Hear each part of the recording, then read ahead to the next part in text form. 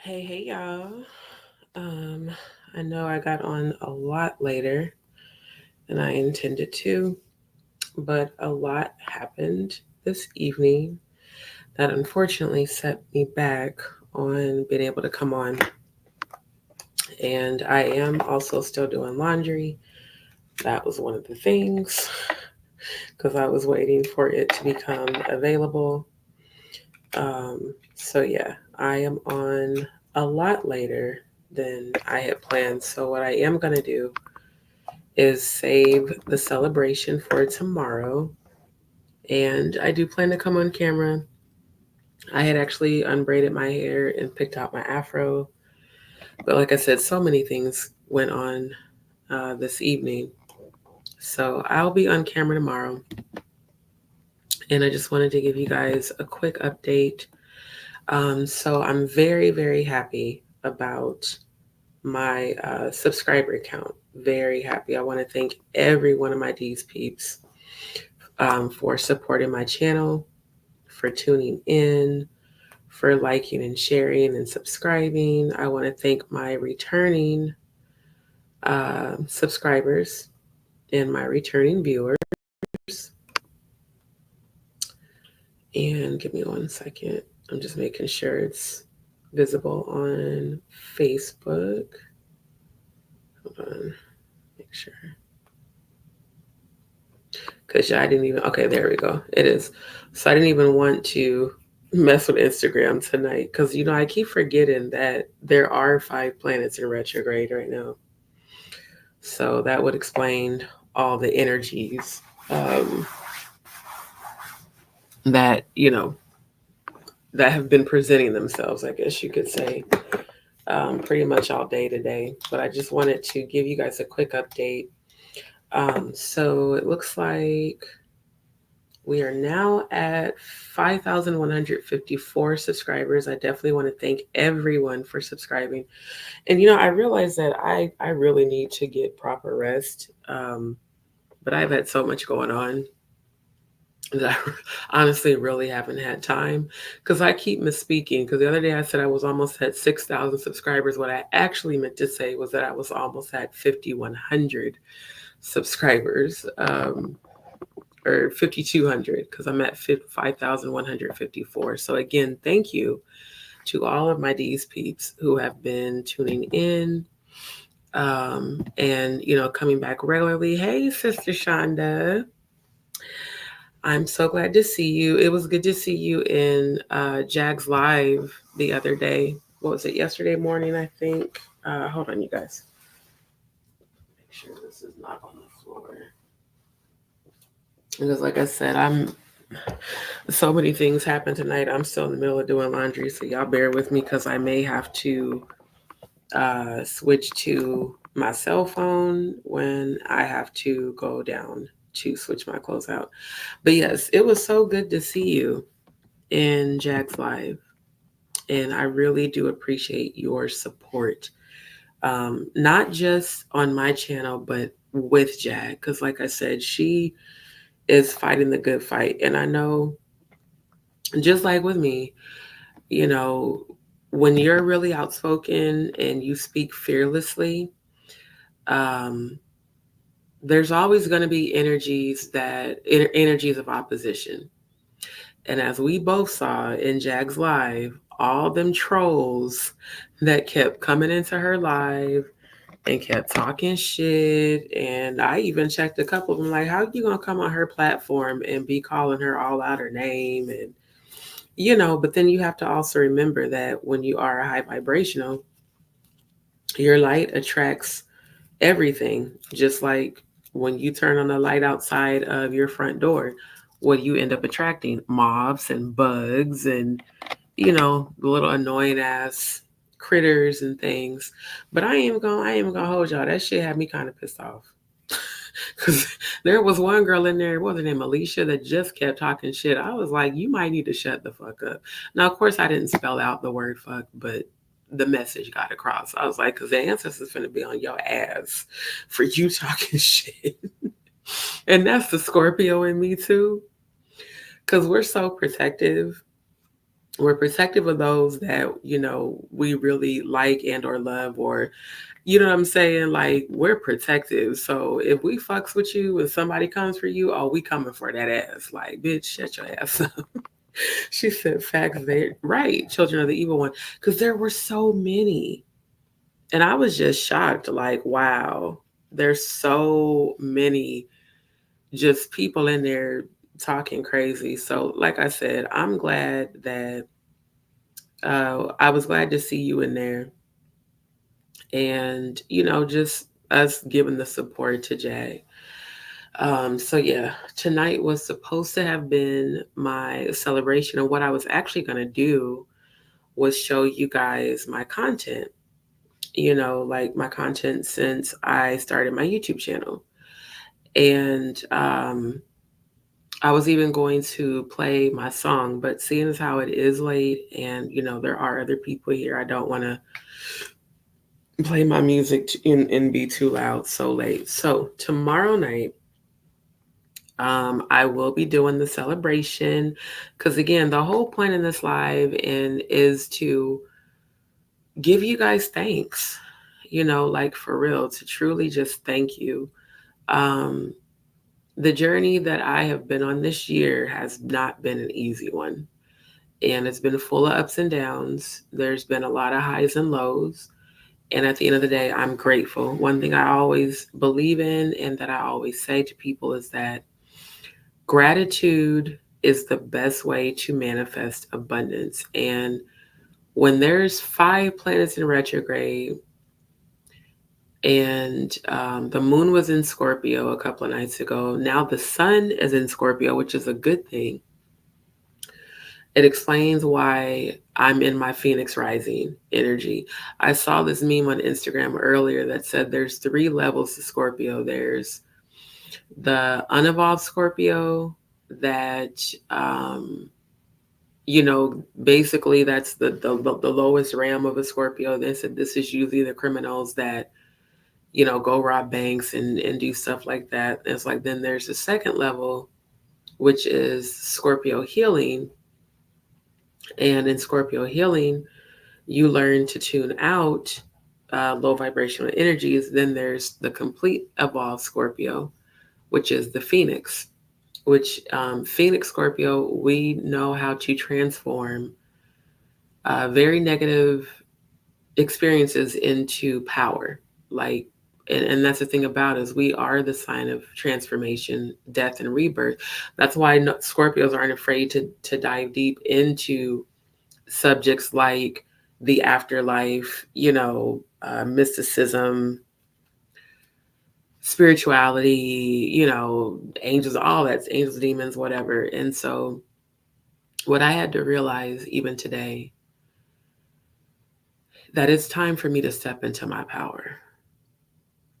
And a lot of times, stepping into your power comes with a lot of endings. And I asked the Most High and my angels and ancestors, I said, I need you to give me clarity on this year, because Sister Shonda said it was truly divine that I came to your channel the other evening. I'm so happy to have found you. Bless you, my love. Thank you. Truly. See, those comments, those positive words mean everything to me. It really does. Because like I said about Jag, it's not easy to be the whistleblower. It's not easy to be um, the one that everybody fights against, the black sheep, the one that has to take up the cross, as Christ did, and to accept that the ones closest to you will be the very ones that try to sacrifice and or crucify you. See, a lot of times, and I've noticed this with a lot of content creators, um, even some I know in real life, they'll be like, oh, I want to, get in touch with this celebrity so I can grow my social media, so I can grow my channel. And as I've told everybody, I've grown my channel on my own, completely on my own, just by me being real and authentic. And some people say that some of what I share, well, you overshare, or, you're too raw and unfiltered. Well, that's who I am at my core. Scorpios, we're very honest, we're very direct, and we're deep divers. And my thing is, I would rather be honest and authentic than fake and putting out content that I think people want to hear, as opposed to sharing my real life and my true life story. Because normally I would never put my personal business out anywhere. But what I had to realize, the more I am going through challenges and tests leading to testimonies, is that a lot of people are going through what I'm going through. And not even just in Houston, not even just, being displaced after the hurricane, but all over, especially after Hurricane Beryl. I mean, there's so many people in the same position as me. So many people trying to rebuild their lives, trying to get back on their feet, and it just hasn't been easy. And I'm the kind of person that I don't like to ask people for help. There's another way. Yes, ma'am, for sure. I don't. So when I do, it takes a lot for me to ask for help. It really does. And so when I do and people act funny, or they ignore, or they avoid, or they judge, or they try to manipulate, or they try to use you, or they, it's just like, I don't want to do an update. Please beat it. It's just like, I had to realize that no matter how I tell people what my body goes through, they don't have the capacity to understand. Therefore, they're going to judge. They're going to try to take advantage. They're going to try to manipulate. They're going to talk shit. They're going to avoid and ignore, or act like, oh, I'm going through so much. And I look at these people who are perfectly healthy, who weren't born with the chronic conditions that I was born with, that I've been fighting. See, when you're born with conditions that I call generational curses, really that's all they are. Fighting with your own body every day is a lot. It weighs on you mentally, physically, and spiritually. Um, Repeat and consistent sleep deprivation does that as well. So I really do fight to stay positive. People always say in the comments, I'm so sleepy. Comments, you're so positive. Y'all don't know how hard I have to fight to be positive, because I'm human. And there are times that I feel like giving up. There's times I feel like, you know what, fuck this, fuck everybody, leave me alone. Scorpio energy. We go through our death and our rebirth. We go through our ups and downs. But what I do know is that I will never ever give lower vibrational energies my power. And unfortunately, a lot of the people who I have embraced, what I have realized, and I had this realization today, is that every person who has tried to manipulate, take advantage, or judge me, all have focused and dwelled in a state of lack. Every one of them. And people want to contact me and talk about their problems and, oh, pray for me that this will happen for me. Can you do this for me? No, motherfucker, do for yourself the same way I got to go without and do for myself. If I got to fight multiple conditions that I know I need surgery for, that I'm not in a position to have surgery for, what makes you think I'm going to do anything for you, especially those who knew my situation and left me hanging? It's like this journey, and people will be like, oh, well, like a few people said, well, XYZ happened because of you speaking out against the church. No, me speaking my truth is not me speaking out to tear people down. It's legitimately my life story. It's legitimately my life experience. And she said, only those who are chosen of the Most High will understand your situation and thank you in a non-manipulative way. Exactly. And that's what I had to really just come to terms with today. It be your own people. It be the people that claim to be friends. It be the people that claim to be family. It's be the people that say they love you so much, but as soon as they see an opportunity to take advantage or manipulate you, they will. They will. And I've had to check quite a few people, and then people wonder why I don't fuck with them. They wonder why they don't hear from me. They wonder why their access becomes denied. I'm a Scorpio. I see right through you. I'm an empath. I feel your intentions. I'm a clairvoyant. I know exactly what you want from me. And I'm a psychic. I even hear your conversations about me. So these are the same people that have sat up and talked shit, but then turned right around and asked me for shit, knowing that I lost my job in February, knowing that I got displaced after the hurricane, knowing that my unemployment ran out and I am like seriously have been struggling. But yet and still, I call in my abundance. Yet and still, I call in my healing, even when I'm bleeding for 2 to 3 hours at a time in the bathroom. Got to deal with people that around me that don't understand and get mad and, having attitudes. It's like people have no idea what you go through because you're private.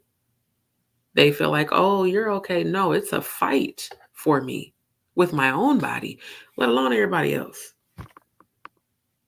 So it's not to give glory to any of the people who have been sending negative energy, because every time you send it, I feel it and reverse it right back to your stupid ass.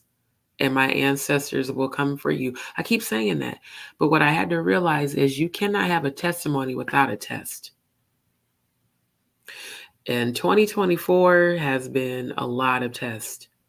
And after those tests, there is always someone or a few people that I come in contact with that I end up prophesying to, that I end up giving a word of encouragement to, that I end up telling them, hey, I see this coming for you, so receive it.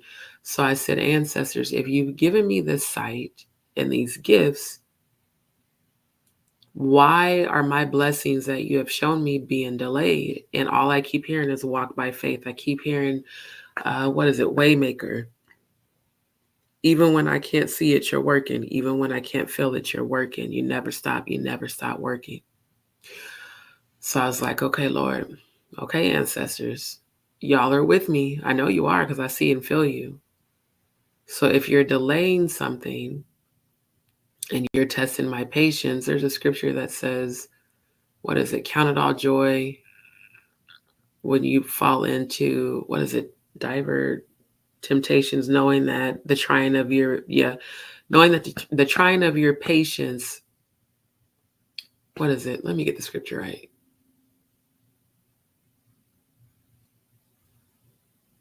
So let faith have its perfect work. I got to find that scripture because I want to make sure I'm quoting it correctly. I think it's in James. Hold on. I'm about to look it up. Knowing that the trying of your faith works patience. I'm about to actually find it.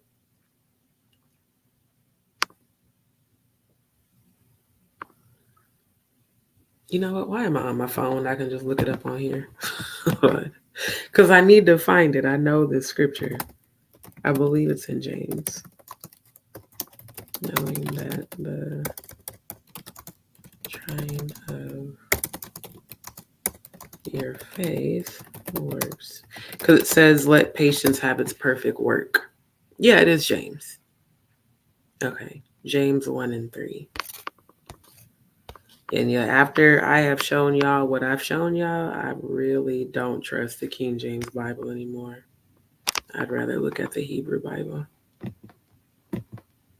Because that is the one that's more accurate anyway.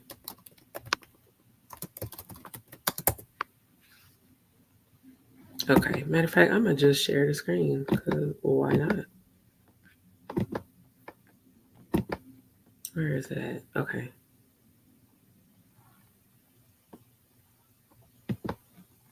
Yeah. Knowing this, the trying of your faith worketh patience, but let patience have her perfect work, that you may be perfect and entire, wanting nothing.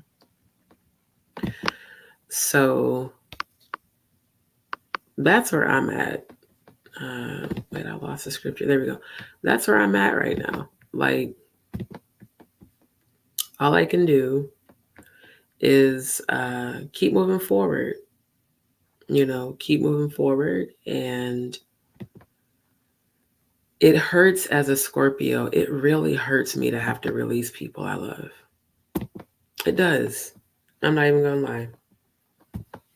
But I understand that there are people that have been attached to me that have been siphoning my energy, and they constantly want attention. They constantly want energy. They constantly want. And I thought about the same people that keep contacting me wanting things. When is the last time you've contacted me to see how I'm feeling? When is the last time you've contacted me to see, D, how are you really doing? What's going on in your world? How's your health? How's your finances? I had one person say, well, how come your family doesn't start a GoFundMe? Because my family don't fuck with me because of me speaking my truth. And they've never cared. Them niggas lived with me for free so many times and didn't do shit the whole time they stayed with me. Didn't help, didn't replace shit, didn't give me no money. And I didn't ask them for none. And I can't even say family, my relatives, because family does not watch you struggle and talk shit. They actually help. That is the truth. She said, wow, sis, I just lost my lead position at hospital last Wednesday because I am chosen a super empath, claircognizant. I am too, love. I attracted all the higher ups and was doing well. She got me fired on a technicality. My supervisor couldn't stand the change I brought to the department just by being me, the healed version, walking in ya. You know, love, when that happens, it's a reset. It's a restart. Exactly what you just said is exactly my experience. That's why we're connected, for me to share this with you. I worked for, and God's about to bless you with something better. I just heard entrepreneurship.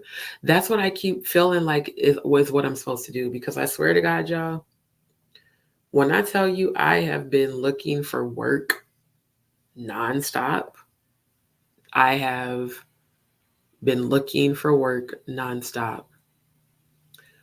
And every time it seemed like, okay, this is going to be a great opportunity, it turned out to either be some spam or a scam or some bullshit.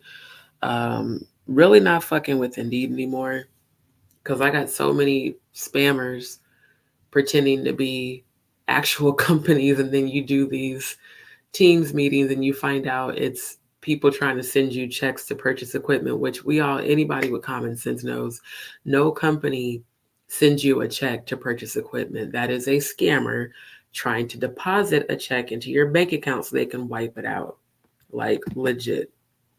So I believe that if every opportunity that has presented itself has not worked, then that must mean the Most High is leading me to entrepreneurship. And to be honest, I called that in last year.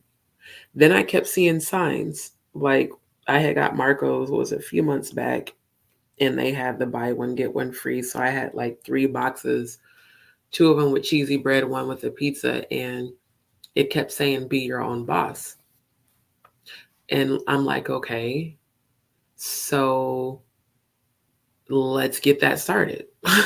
I would prefer that anyway. That way I don't have to worry about, a person letting you go. Yeah, it's really not reliable anymore. I've realized that I've wasted a lot of time and energy applying for jobs, interviewing with people just to find out it ends up being some bullshit. And I am sorry to hear that about your job. But again, when it happened to me, I worked for Progressive for 2 years. Um, I told you guys about the GI conditions on my impromptu live a couple days ago that I did in the afternoon. Um, I do pass blood for a minimum of an hour, sometimes up to 3 hours at a time, randomly, and it does not matter what I eat because I've got these tumors that need to get surgically removed.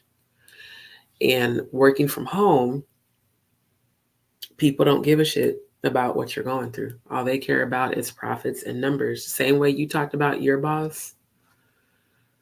I was the light of the team.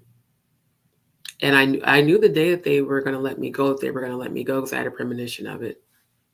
So the few people who I consider, myself close to, I sent them messages through our work chat and said, hey, today's going to be my last day. And they were like, how do you know? I said, because I can feel it. I said, they're about to fire me. And they were like, what? You're the best one on the team. Like when I tell you, I got so many awards from customers, customer recognition awards. They had this thing called CRA where you upsell products. I was licensed in all 50 states. I got licensed on auto, boat, motorcycle, ATVs, all the products, every product that Progressive sells, I was licensed on, except outside of homeowners and renters. That was actually, I was up next to get trained for that, because with those, there's a pay increase. Progressive had told us that for every license that we tested and got certified for, we'd receive a raise. They didn't give us our raises. They just put us on those calls. And the majority of my customers that I talked to, I ended up prophesying to. I'm an empath, so I could feel like if they lost a spouse, if they lost a parent, if they lost a child, whatever they were going through, I would feel it and I would speak life to them. Sometimes I'd even pray for them, knowing that the calls are recorded. I didn't care. I was doing God's work. So, Sister Shonda, understand that the chosen, the light bearers, were the targets, especially with jobs, especially when you have a boss who, like my boss, she was one of those Jesus freaks, right? Supposedly religious, always talked about Jesus, but was a damn liar.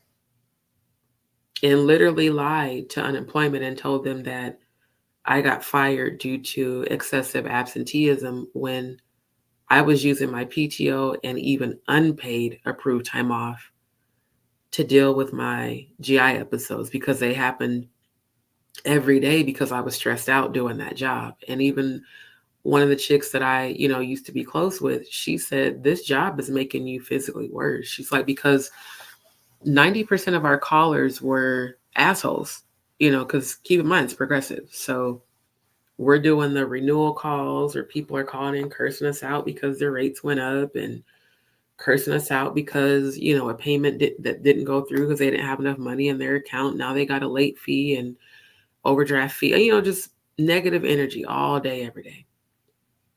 And I did dread it. I'm not going to lie. I did. I dreaded clocking in because I knew there might be a few nice people that I can talk to and encourage and pray with, but the majority of these people, off the rip, as soon as you answer the call, they're cursing you out.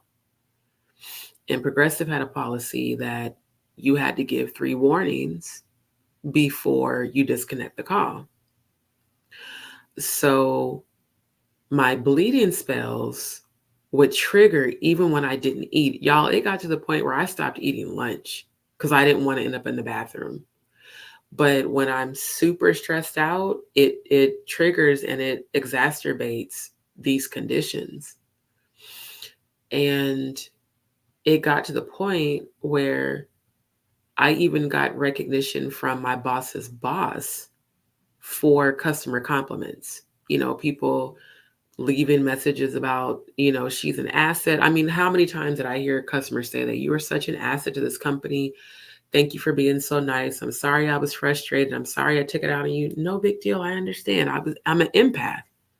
That's why they hired me. They wanted people that are very empathetic. But I also was taking on those people's energy all day, every day. And my schedule was 10:30 to 7:30. Most times I didn't get off work till 8:30 or 9. That's why I ended up selling my car, because I'm like, I'm working all day. I hardly ever drive my car. I have to get my groceries delivered, because when I first started, I would go to the store like super late at night and then get home at like damn near midnight and then be up all night, and then have to get up, and,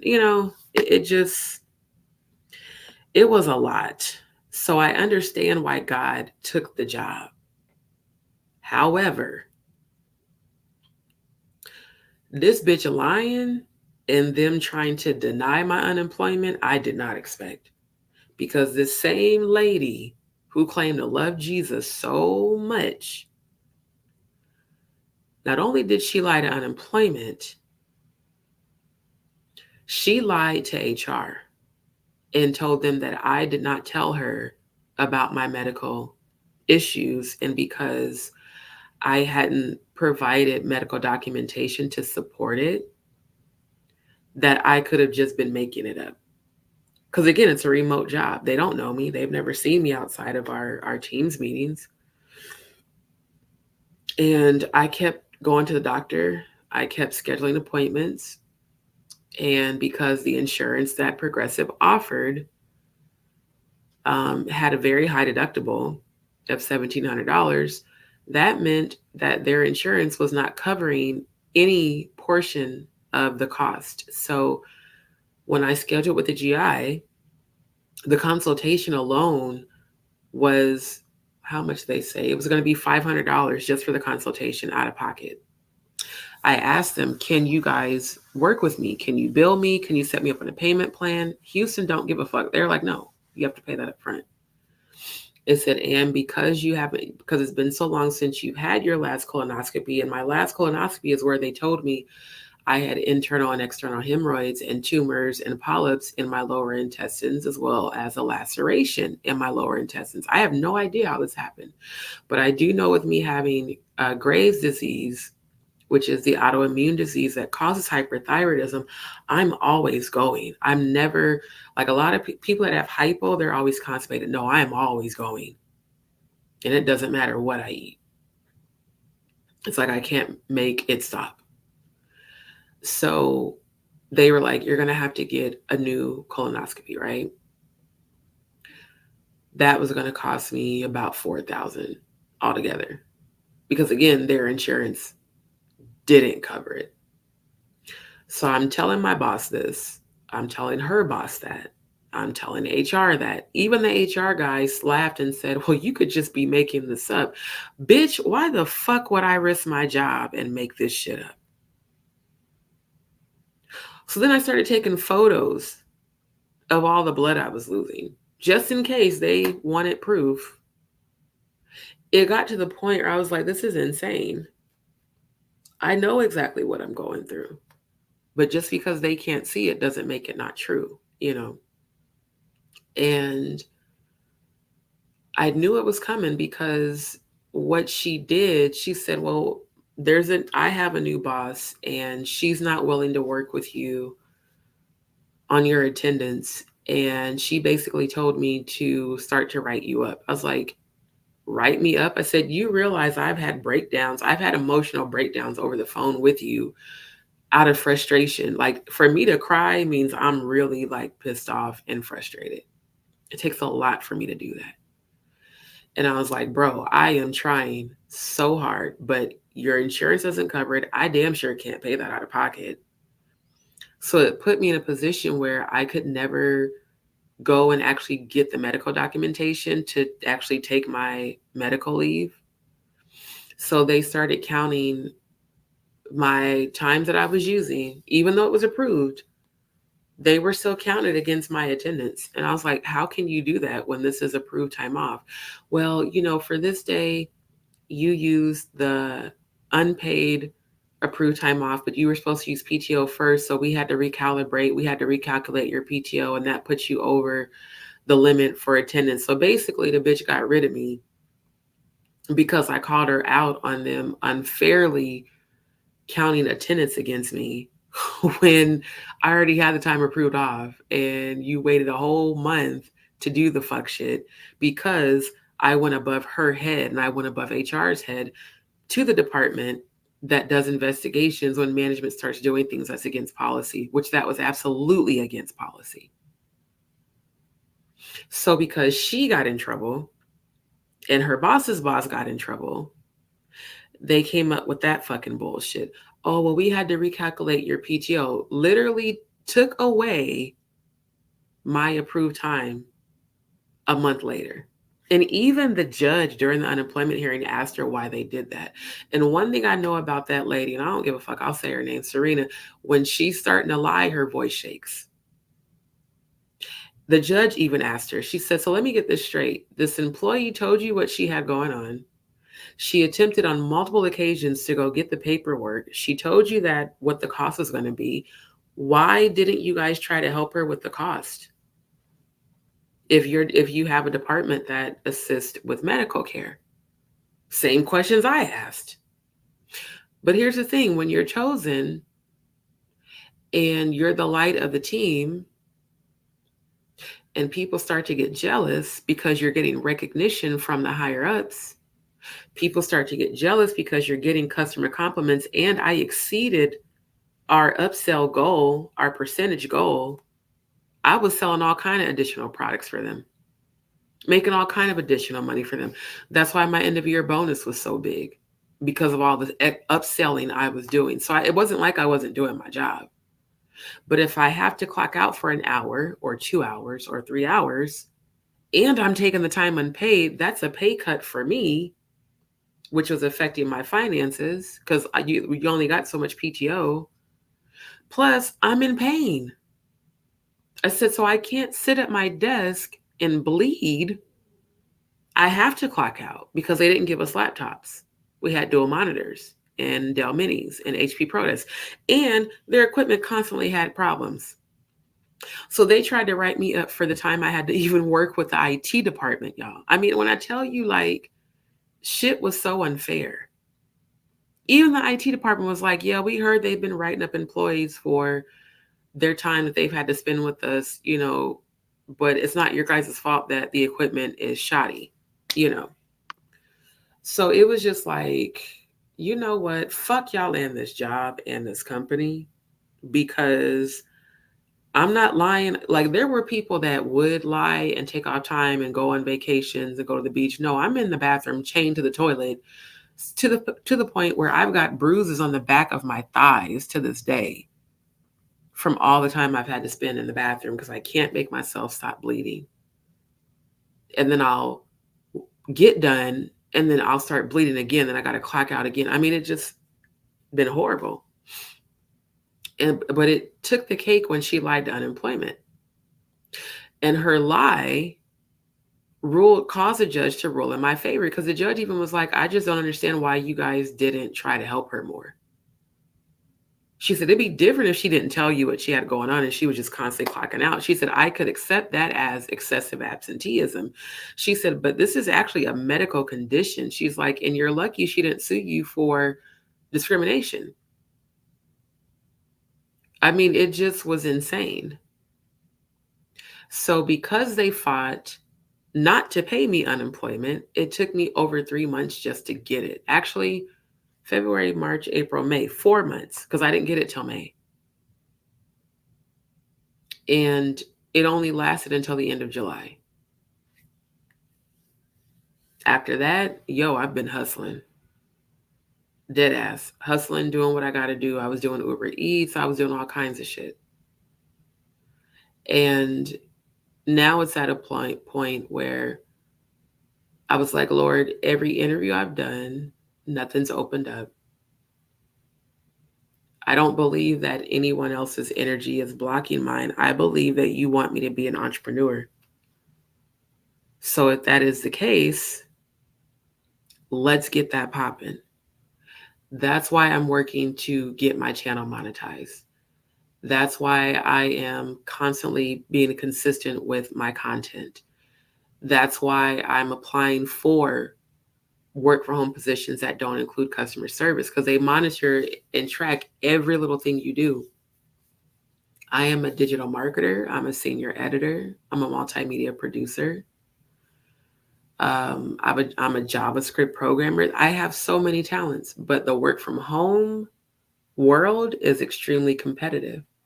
So I said, Lord and ancestors, if you guys are leading me to entrepreneurship, then connect me with the right opportunity, because there's no way, after giving 2 years of my life to a company and exceeding their goals and having customer compliments, that I should have gone through what I went through, especially with a boss who claimed to love and care about me so much. Oh, I love you and I'm praying for you. And if you need anything, she even prayed with me a few times. That's why I was like, dang, she really just turned around and fucking lied like a whole ass bitch. That's why when people do all that extra, I'm so holier than thou, I love Jesus bullshit, a lot of them people be full of shit, y'all, like, for real.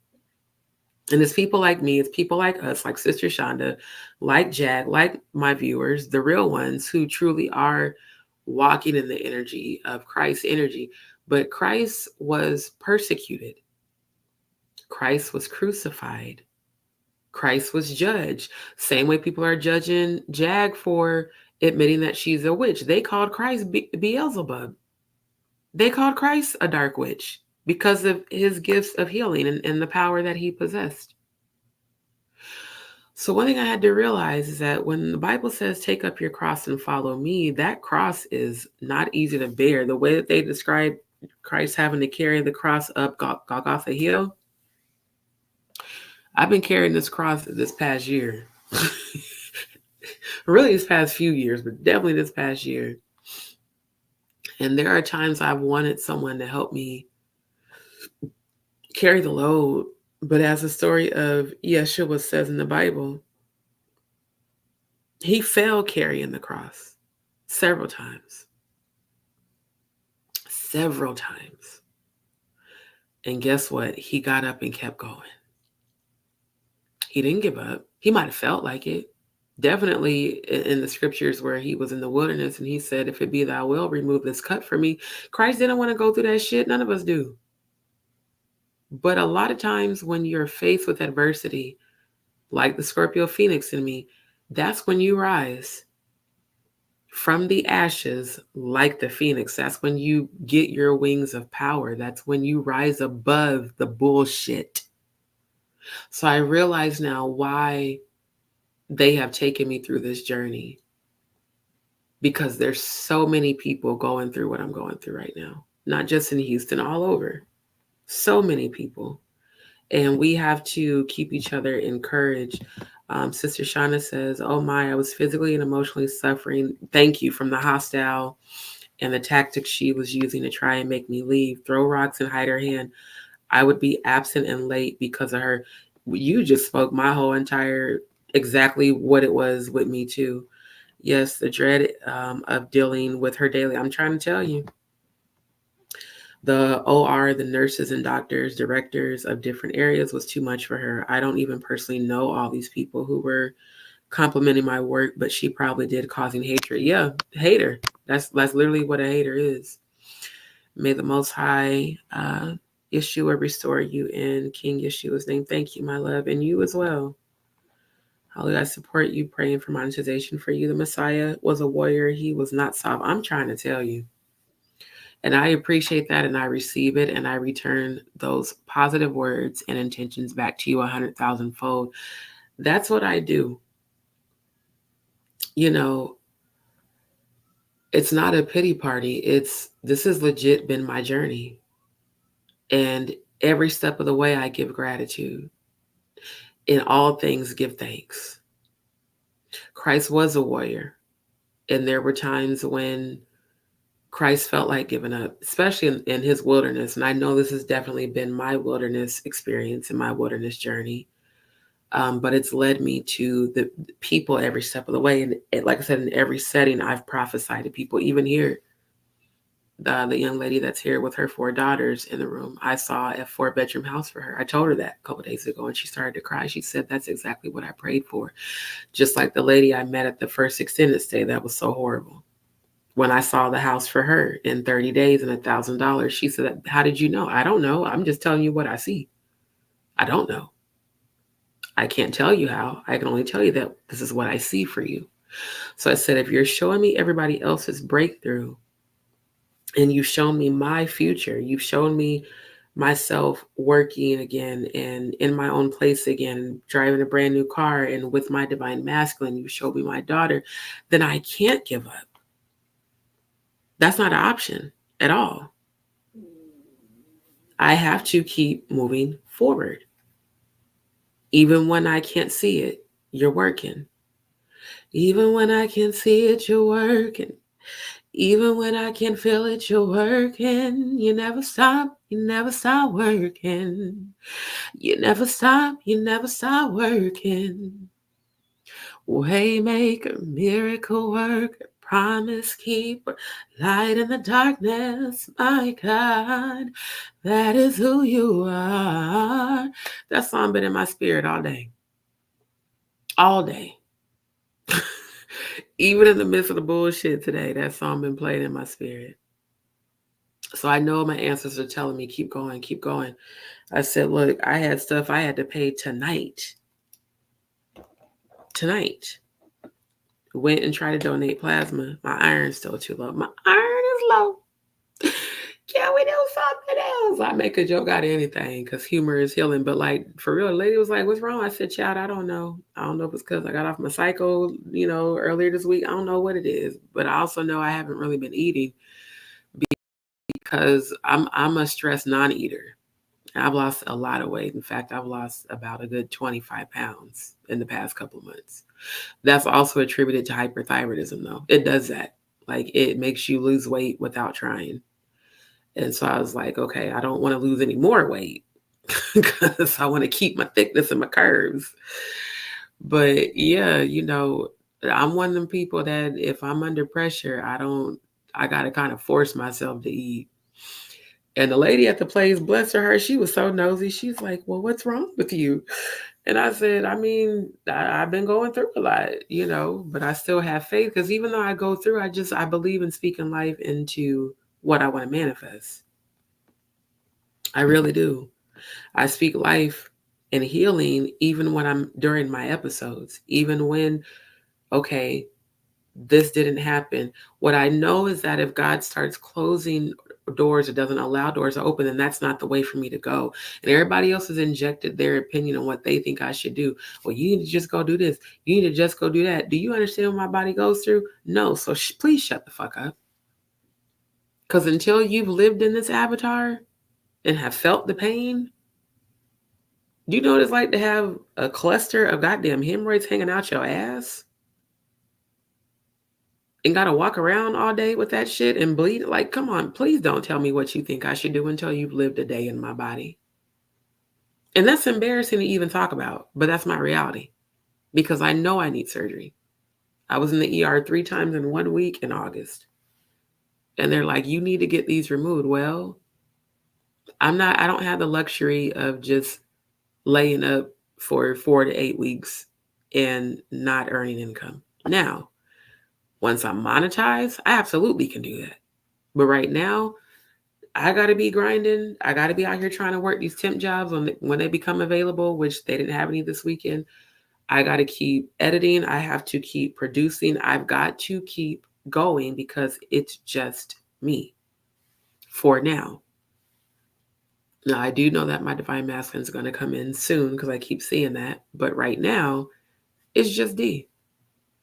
So when it comes down to it, this is where I step into my Phoenix energy.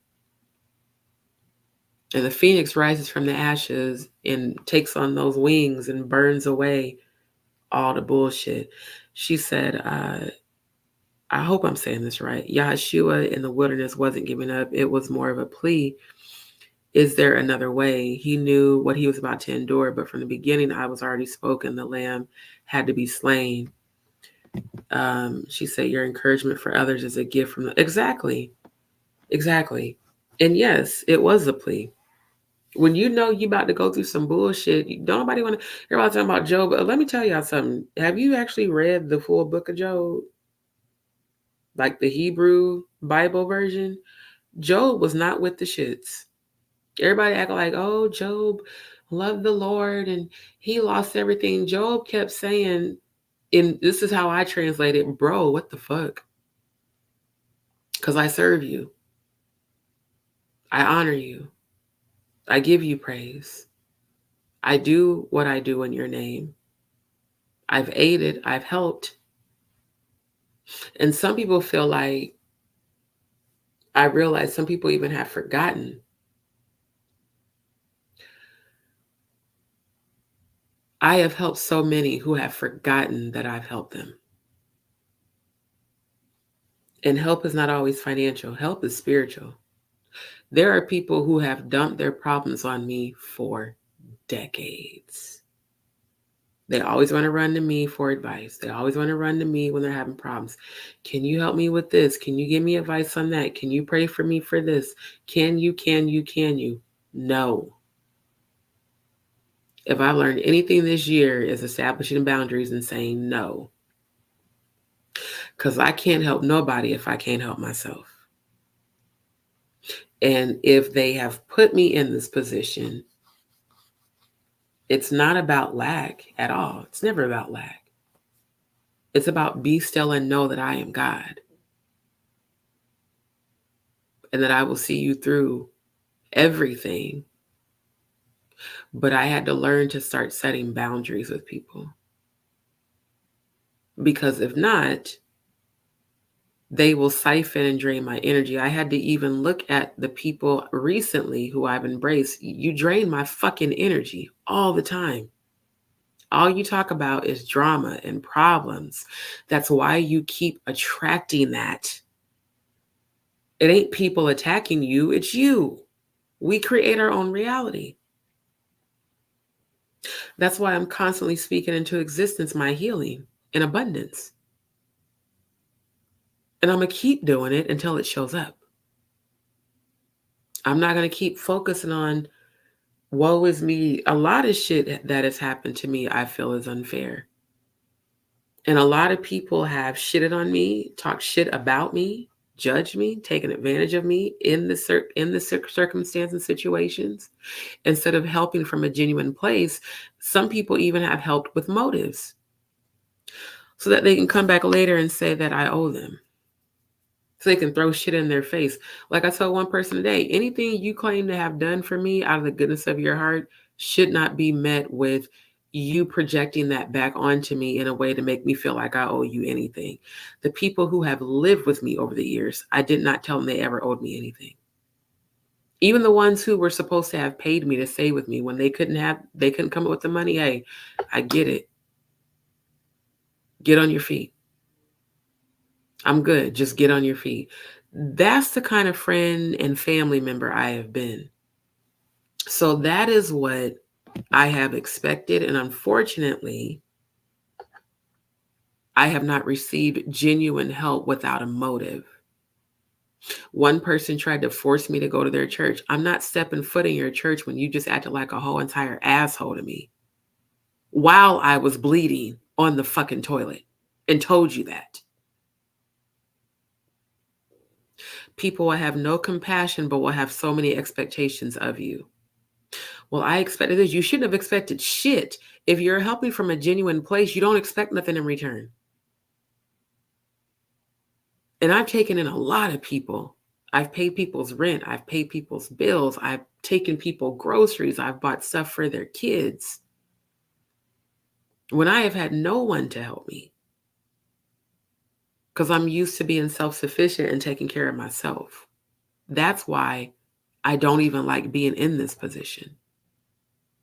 I'm not used to this. But my body is in need of medical care. I have had to choose between taking care of my health and financially taking care of myself for far too long, which is why my health is the way it is now. So now my focus is speaking healing. No matter how I feel, I speak healing from my crown down to my feet. I speak abundance. I speak favor, peace, and joy, even while I'm going through it. Because again, what you focus on, you give your power to. If I focus on all the bad things in my life, I wouldn't even want to live. And I refuse to go into that space. I was in that space a few months ago where I felt like I just wanted to give up because I was tired of fighting with my own body, let alone people. And it was the strength of God and my angels and ancestors that got me through that, and me taking myself to a psychiatric hospital to get evaluated because I had never felt like that before. See, I'm transparent and authentic. I don't believe in being fake. I know what it's like to feel like you don't want to wake up anymore. I know what it feels like to have so much come against you and the people that are supposed to love and care about you give up on you because even they don't believe that you go through what you go through. Because if you look at, even at my avatar picture, you look at that picture, you wouldn't think anything was wrong with me. Do you know that the day I took this photo, I had 2 episodes where I bled out of my ass for 2 hours straight? And I still went to the event that I was invited to go to. They didn't know what I was going through. I don't look how I felt in this picture because I persevered through shit. I pushed through it. So I'm saying all that to say this. A lot of people are going through starting over. At some point, you've got to find the strength within. And what I do is tune people out, especially once they show me their real intentions. I'm just not going to fuck with you no more. I won't even get mad. I've told multiple people I refuse to go back and forth with people. If you cannot see things from a perspective other than your own, then I'm wasting my time and energy even speaking to you. So the best thing I can do is shut down, disengage, and pray and hope that you heal. But I will not give my energy nor my power to those who are stuck in the lower realm and vibration of lack, who that's all they talk about. And these very people speaking about lack are doing better in life than me. You got a roof over your head and you got family to help you. Bitch, I don't want to hear you say shit to me about your life. Now, yes, it was my choice to sell my car because I got tired of paying $800 a month for a car note and insurance for a vehicle I drove maybe once a week. That was my choice. Absolutely. But I don't want to hear you complain about your life when you have support. Because, see, my relatives, the very same ones who live with me, the very same ones who I've helped over and over and over, they started shunning me when I started speaking out against the white and the cult that I used to be a member of. They all did, even the ones that don't even go to church no more, because they're embarrassed about me speaking my truth and how it might make them look because they're still connected to those people. So I'm not only the black sheep, I'm the one that gave and gave and gave. And then when I stopped giving, when I stopped being there for people, when I stopped coming in agreement with bullshit, everybody had something to say. You have family events where everyone's invited but me, but yet you stay watching my channel. You stay stalking my social medias and gossiping. And you think I don't know what you said, but I absolutely do. Because not only have some other relatives told me, I've heard your conversations. And I still pray for y'all. Because at the end of the day, I still love you. I just can't fuck with you. So when I went to an appointment the other day at this church, for assistance, the lady asked me, she said, "Where's your family?" I said, "I don't have one." She's like, "It's just you?" I said, "Yep, it's just me." And tears formed in her eyes. And I had to be strong not to let her energy and her empathy for me make me break down. And I said, "You know what? It's going to be okay." And she's like, "I admire your strength." See, sometimes God puts you in a place where being strong is all you have when you have to start over by yourself. And there are people that'll say, "Well, I tried to help you. I did this for you." Yep. And you left me hanging. And you talked shit about me. And you gossiped about me. And you lied on me. And you tried to take advantage of me. And you asked me for money knowing damn well I didn't have it to give. Or you complained when you're not even in my position. And you complained and you complained and you complained. So that's why I don't ask people for help. And there have been people who have offered help that I accepted, but they came with that same bullshit ass energy. Then they wonder why I fall back. Then they wonder why did you ask for help? Because for what? So you can talk shit? Or try to take advantage? Or try to manipulate me? Or gossip? Some people only want to be around you so they can know your business to go run and tell it. So I called in, I said, I want my true soul tribe who have the same heart as me. Scorpios were very loyal until you're not, until we realize you want some bullshit or we see that you are on some deceptive type energy. It's very true that we're all or nothing. And my thing is, if I got to argue and go back and forth with anybody, I will cut you out of my life before I let you disrupt my peace. Because as Scorpios, we can see all sides of every situation. I can see all perspectives of every situation.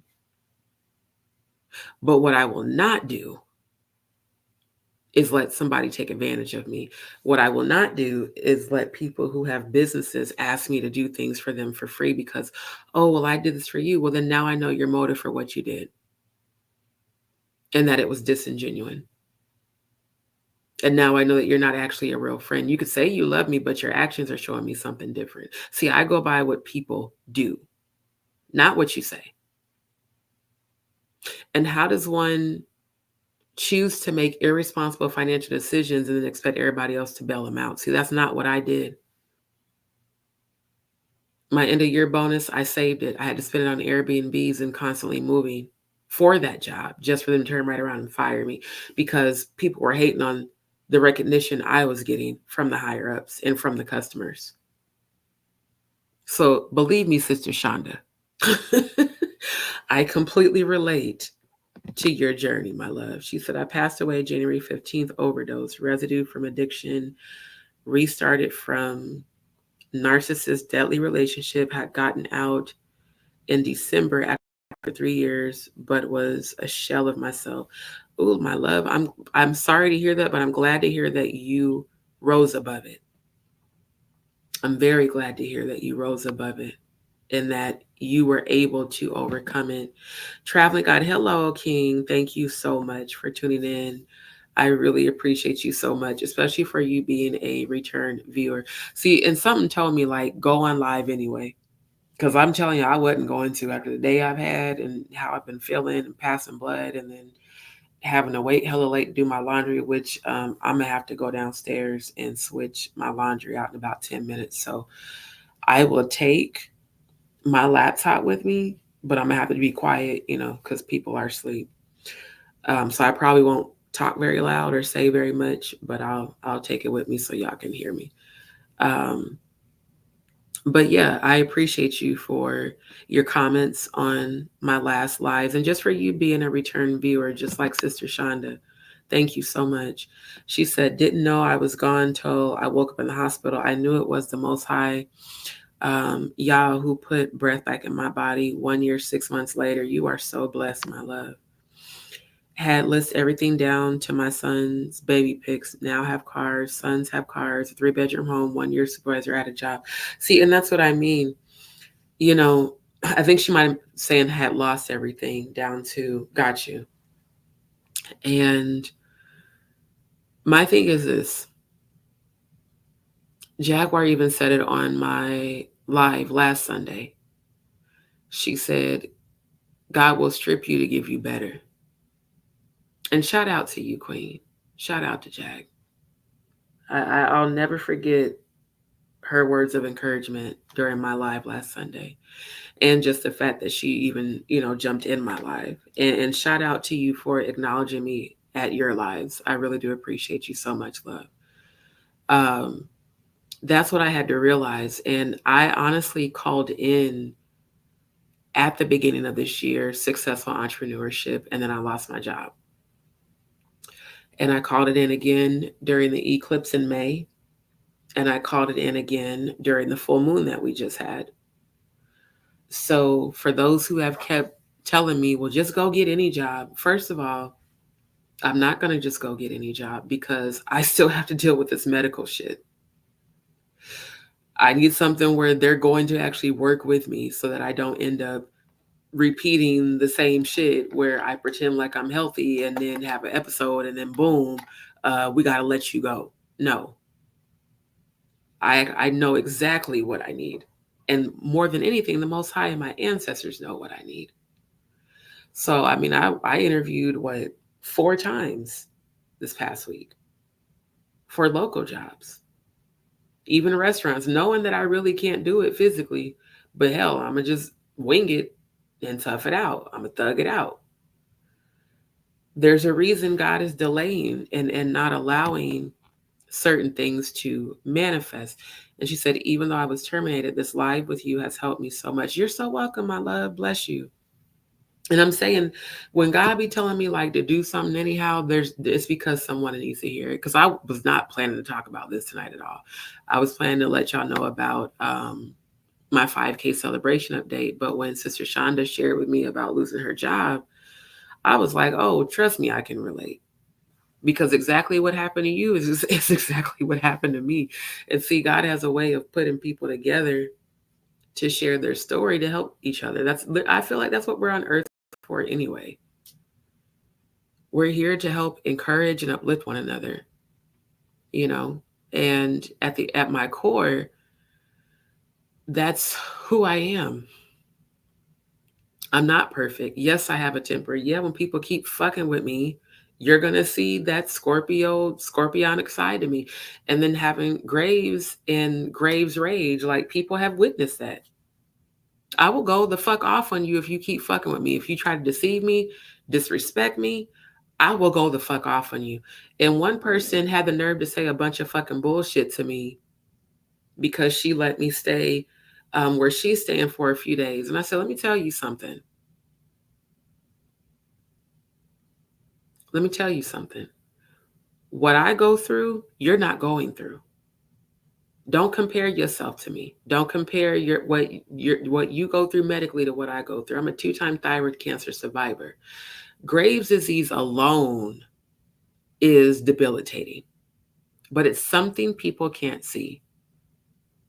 Add on to that nerve damage, sciatica pain, fibromyalgia, scoliosis, cervical spine damage, nerve pain and damage to my knee that I had surgery on. Add on to that the GI conditions, which I have 3 of them, plus PTSD. Of course, I'm going to pop the fuck off if you keep fucking with me. Of course, I'm going to pop the fuck off when you attempt to call me lazy, but your whole entire house was a complete disaster before I even fucking got there. And I tried to help you clean while I didn't even feel good and have the nerve to talk shit about me when I'm much cleaner than you. And at the end of the day, I didn't have to do shit.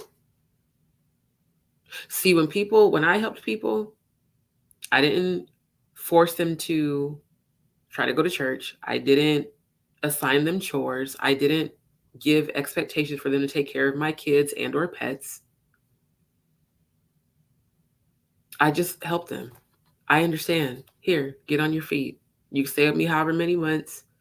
If you can chip in and help out, cool. If not, I got myself. But not, I'm going to help you to make you feel bad. I'm going to help you to manipulate you. I'm going to help you to throw shit back in your face. And that intention is exactly why God has blessed me. But at the current space that I'm in, I'm manifesting, even in my current circumstances. I speak into existence those things that I want. I am manifesting a successful channel, multiple successful YouTube channels, because I have my other one too that I haven't been focused on, that I really need to get back focused on. And now that I'm saying that later today, I'm going to do that. I need to start really getting content on my DnP Studios 1 YouTube channel, because I haven't been on it in months because of what I've been going through. And then also overcoming depression. See, Graves, matter of fact, I'm going to show y'all real quick, because people don't be believing me when I be telling them how this condition affects me. And it's not to give glory to this condition. I have been trying to get people to understand this for so long.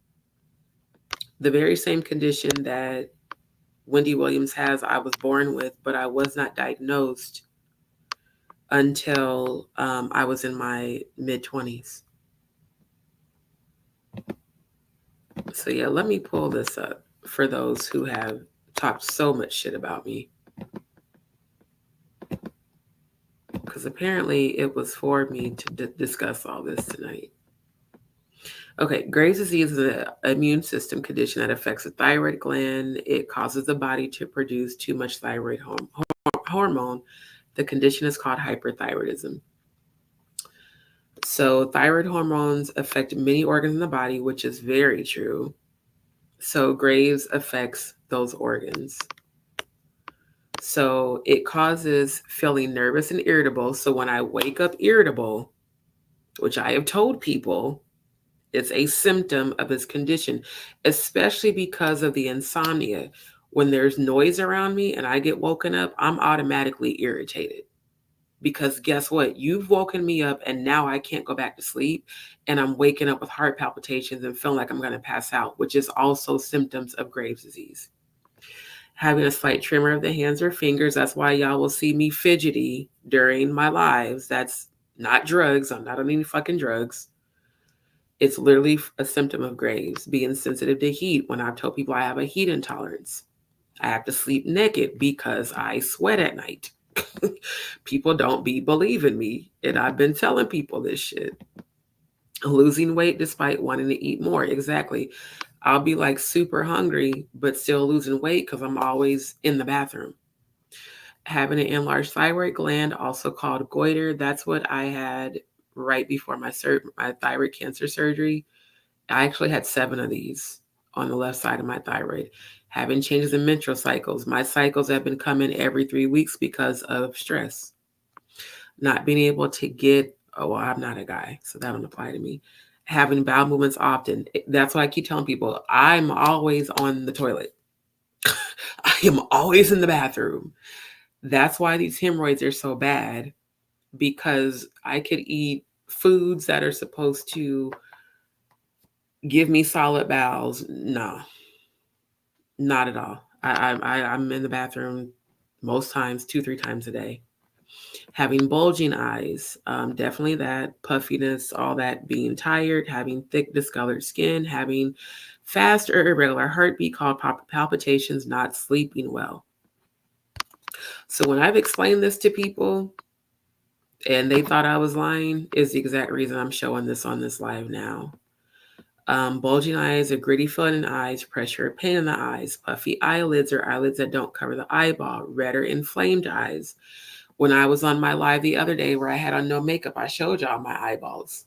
And one of the people in chat said they look like lava balls. Yeah, light sensitivity, blurred or double vision, vision loss. It's so many things. And yeah, darkening and thickening of the skin. That's why I have the dark circles under my eyes. Like, I've told people what I go through, but now apparently I have to show them. The immune system makes antibodies that target viruses, bacteria, other foreign substances. In Graves, the immune system makes an antibody to one part of the cells in the hormone-making gland of the neck called the thyroid gland. Graves' disease is caused by the body's disease-fighting immune system not working correctly. So basically, my immune system and thyroid gland attack each other. And risk factors, family history, age mostly happens between the ages of 30 and 60. I was diagnosed when I was 27. Complications, pregnancy, health concerns. I've had 5 miscarriages because of Graves. Heart conditions, irregular heart rhythms. When I tell people I'm waking up with heart palpitations when I don't get enough sleep, this shit is true. Brittle bones. That's why I fucked up my knee and also my wrist. Like, and that's just one condition, y'all. That's just one. That's just one that I'm dealing with. So when people call me lazy, when people say I'm not really trying, I say, fuck you. Because it ain't you going through this shit. It's me going through this shit. It's me feeling this shit every fucking day, not you. And it irritates my soul when people act like, oh, you're not trying. No, you don't. I wish you could live in this avatar and feel what I feel. People act like just because one has a relationship with the Most High under the blood of King Yeshua that you a soft pushover. Exactly. And I'm sure it should not. She said, I appreciate you so much for opening up and being a light. You're welcome, because like I said, I'm normally very private. I normally don't talk about my problems or what I'm going through, because then, people who are sending negative energy start thinking that they have somehow, succeeded. And like I said, my ancestors are always protecting me. They're always around me. Hell, even one of my homegirls who's a spiritualist and she's a sightseer like me. When we hung out, she said, I see all your ancestors around you. She even described like both of my grandmas. So it's not that, oh, I don't have them. This is part of the journey. This is my cross to bear. This is literally my cross. And this is also my miracle. Because I'm going to be healed of this. I beat thyroid cancer twice with no chemo. Simply by believing that I was going to be healed and changing what I ate, changing how I thought. I believe I will be healed of this. However, this is part of the journey. This is the test leading to the testimony. And when I share my story, it's not for sympathy. It's so that whoever else is going through this can know, hey, you're not alone. We're in this together. You're going to make it through this. So don't give up. Rise like the phoenix from the ashes and keep going. That's the only way out is through. I lost 5 babies, y'all. I don't think people can fathom how that affects one. Because 3 of the 5 pregnancies, I knew I was pregnant and I definitely wanted my babies. I've been having baby fever so bad. I keep seeing my daughter in my premonitions and I want her. And the doctors have told me your chance of carrying a baby full term are slim to none. Plus, they found fibroids from the previous miscarriages. So there's fibroids and the thyroid condition and the hemorrhoids. So what I've been speaking over myself is that my womb shall be healed for me to carry and give birth to my daughter successfully, and my son, because I've seen my son as well, but my daughter's going to be born first. That's why I won't do OnlyFans. And as sexy as I am, shit. And I'm a Scorpio too. And I'm into kink. I could have been wealthy. And there's people that be wanting me to be dominating them and shit. But I'm celibate. By choice. Has nothing to do with religion. I want to be healed spiritually before I get married. Do I be wanting to have sex? Absolutely. I'm Scorpio. And I'm in my 40s. You know our sex drive is through the roof. So, yeah. But I promised myself after my last relationship and me losing that baby and me going through what I went through with him, still trying to be friends with that person until they betrayed me for a female that I told him was going to set him up because I saw it. And it was a woman he cheated on me with. I said, you know what? I'm going to heal. I broke my celibacy twice in the last 3 years. And yes, I regretted it. Because not worthy. I am worthy of what I require in a man and a woman, because I do plan to have both divine masculine and divine feminine. I'm worthy to be healed and healthy. I'm worthy I'm already a wife. I'm worthy to have the loyalty that I give, not just in romantic relationships, in friendships too, and in familial relationships. I had to just accept that I grew up in a house full of narcissists. We all have narcissistic tendencies. I know that I do too, because I'm all I got. So I have to put myself first a lot because, again, I'm all I've got as of right now. And even with that, a true narcissist can't ever put other people before them. I've put so many people before me that I've forgotten to put myself first. So now that I'm doing that, see, those that are used to you allowing them to take advantage of you become very angry and upset when you start establishing boundaries and you no longer do that. When you really do start putting yourself first, they become very upset. And they will even try to manipulate you to make you feel bad because you're putting yourself first. But the first act of self-love is self-care. And at this point in my life, if me doing for myself first makes you mad, well, then you don't deserve to be in my life. I don't care what you claim you've done to help.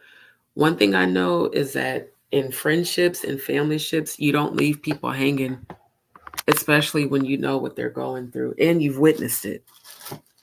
There are people who have been around me that have witnessed my episodes, that have witnessed me damn near passing out, that have witnessed what I have showed you guys and what I've talked about. And instead of them understanding and being and showing compassion, they've chosen to condemn, gossip, look down upon it, and talk shit. Y'all hold on, because I don't know what I did. And I know it's probably loud in the background. Okay. I had to find my sleep aid. Yeah, this is the only pills I take, and they're over-the-counter diphenhydramine nighttime sleep aid. I stopped taking that prescription shit a few years back. And I keep forgetting to take them early because they take a couple of hours to kick in. So I'm probably not going to bed till 3 or 4, which is my normal time anyway. I'm saying all that to say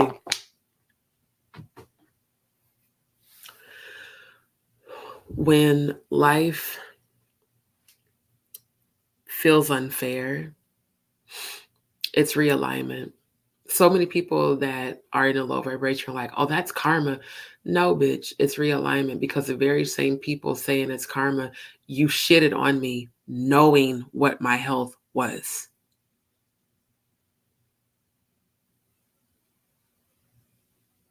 Even one person, I showed pictures from the hospital of the actual hemorrhoids that hang out of me, and you still gossiped and talked shit about me.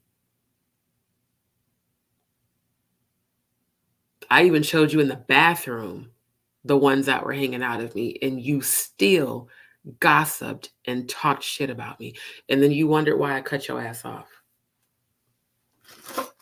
That's something Scorpios, evolved Scorpios do. Before I argue and go back and forth with anyone, I will dismiss my energy from your life.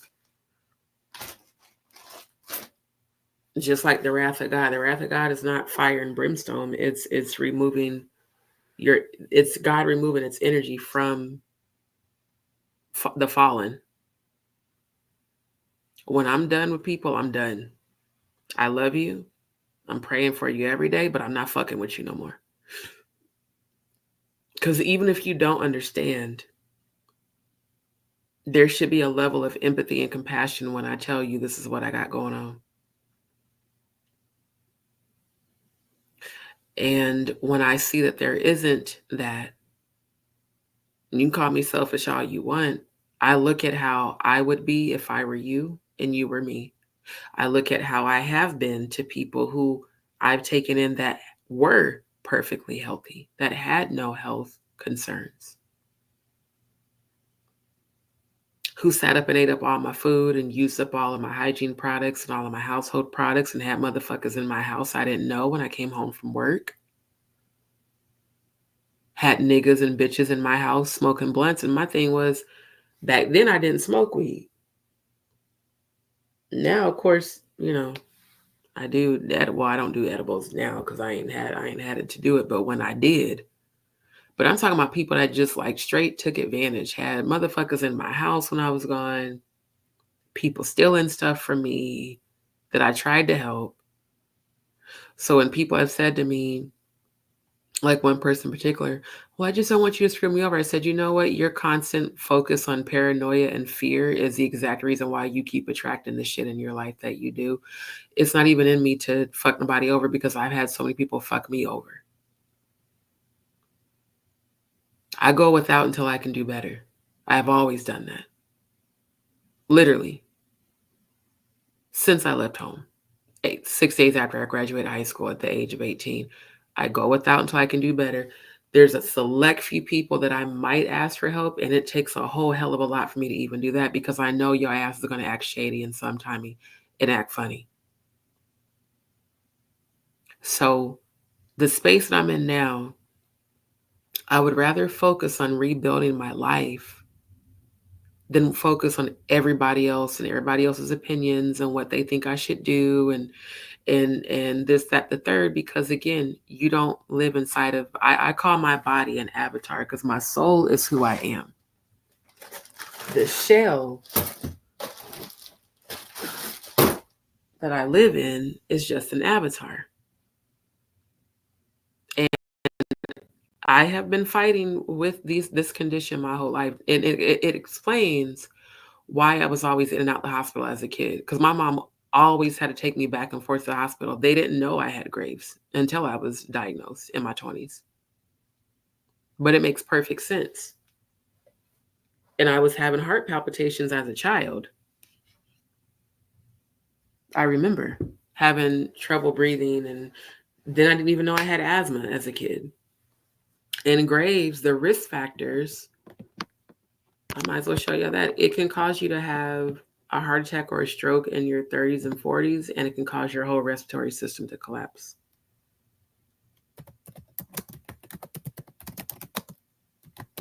That's why I said I'm blessed. Because to have survived thyroid cancer twice with no chemo is a miracle. And my doctor had told me, like, once they do your surgery,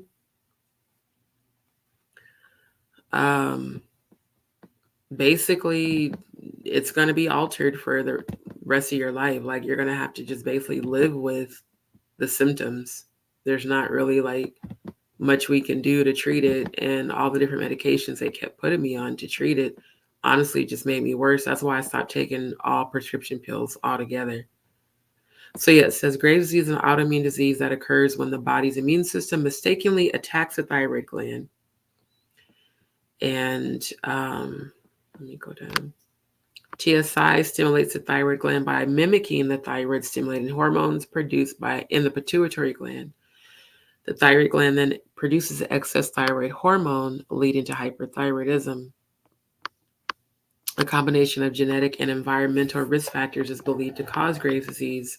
Certain lifestyle habits also contribute to the development of the disease. Like with Wendy Williams, she has the same exact condition, but unfortunately, Wendy Williams has abused, she said it herself, she abused coke and other drugs for years, and that definitely makes it worse, definitely.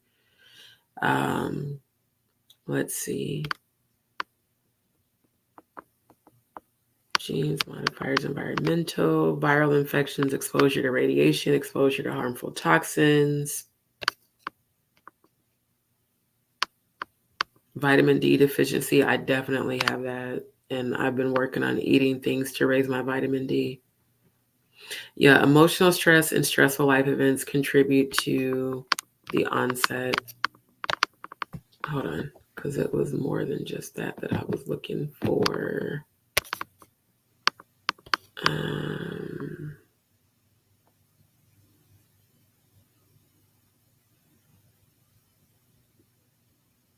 Wait, is this one it? I think this might be it. Hold on, I forgot it. Stop sharing the screen. So yeah, I feel like this also just brings awareness to the condition too. So yeah, I've had to see endocrinologists at the diabetes center for well over a decade. And let's see.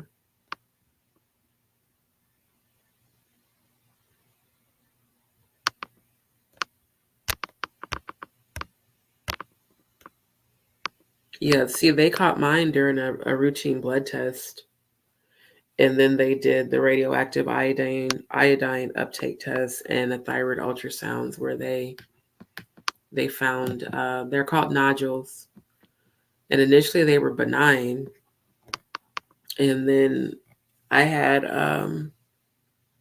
13 biopsies over the course of 2.5 years, and two of those came back malignant. So it's. I was trying to find the one where it shows. Um,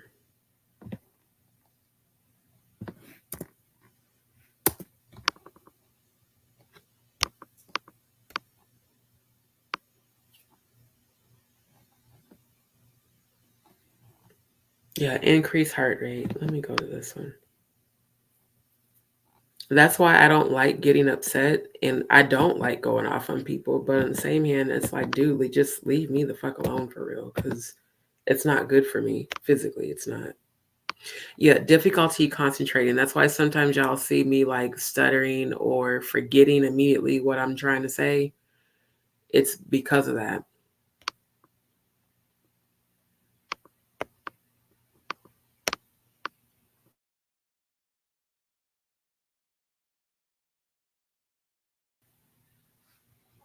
There we go. There we go. Complications of Graves. That's what I should have typed in. Um, arrhythmia, heart failure, stroke. Yeah. So people fucking with me and me in situations where um, I'm upset or any of that. Good night, my love. It's not good for me. It's not. And that's why I avoid people in situations where it causes stress.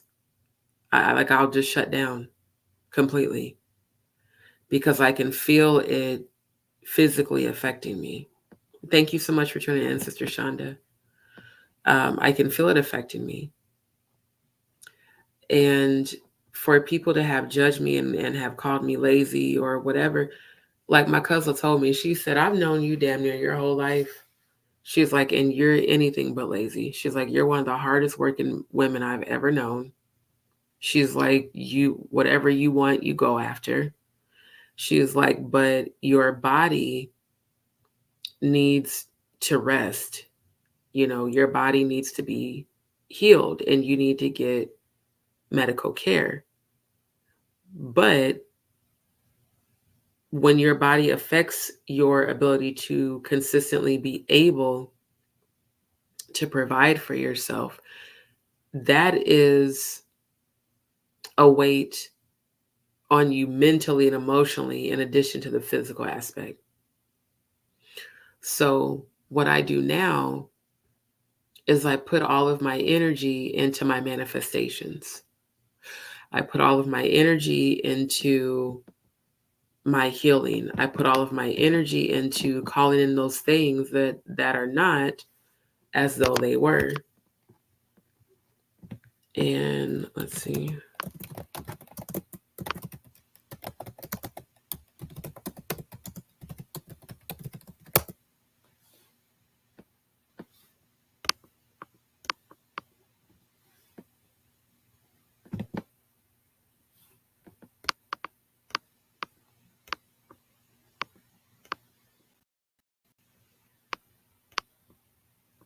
Yeah, Graves' disease characterized by weight loss, rapid or irregular heartbeat, nervousness, irritability, trouble sleeping, shaky hands, muscle weakness, heat intolerance or sweating, more frequent bowel movements, and an enlarged thyroid gland. So yeah, it's not easy at all. Food moves through the small intestines too fast, limiting absorption of nutrients, minimal water reabsorption, leading to loose, watery stools. That's the issues I go through. Never am I ever constipated, like hardly ever. And it's just always going, always going, always going. And how my doctor explained it to me, he said most people's digestive system takes at least 48 hours to digest. Yours, it does an immediate digestion. So I could eat anything, and within about 30 minutes, I got to go to the bathroom. That's why a lot of times when I work, especially like when I work in restaurants and stuff, I just don't eat. I literally don't. Like, I don't eat at all, because I don't want to end up having to go to the restroom, while I'm trying to work. So, like I said, I felt a need to share that tonight because I get to a place where I get tired of explaining myself to people. I get tired of trying to get people to understand something that they clearly just aren't going to understand. And I've had to just accept that people are going to talk shit. You know, they're going to say negative things, but at my core, I know who I am. I know my motives, my intentions. I know that no matter what my challenges are physically, I can overcome anything simply by believing that I can, that I'm worthy, and that I deserve it. And I am worthy of people who have empathy and compassion and not judgment and gossip and lies and manipulation and none of that. Because that's not even the energy that I give. Like I said, Scorpios, we're very loyal people. If you fuck with us, we fuck with you long time. Literally, lifetime, until you betray us or be deceitful or be deceptive. And so that's why I tend to remain solo so much, because I know I can trust myself. I don't know if I can trust other people, but I know I can trust myself.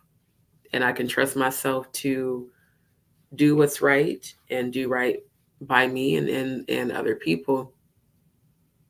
And then there are people in my life who do care. I know for a fact my second mom cares. She's always shown me unconditional love no matter what. No matter what. And my cousin-in-law, who I call my cousin, she's always been there for me. She's the one that spoke life into me when I felt like giving up. And I felt like I just didn't want to keep going. And I just want to not wake up tomorrow. She's the one that literally spoke life into me and called to make sure I was okay, even though she was going through her own shit. Still is. Second mom, too. They both going through stuff.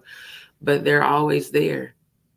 And I love you both with all my heart and soul. I really do.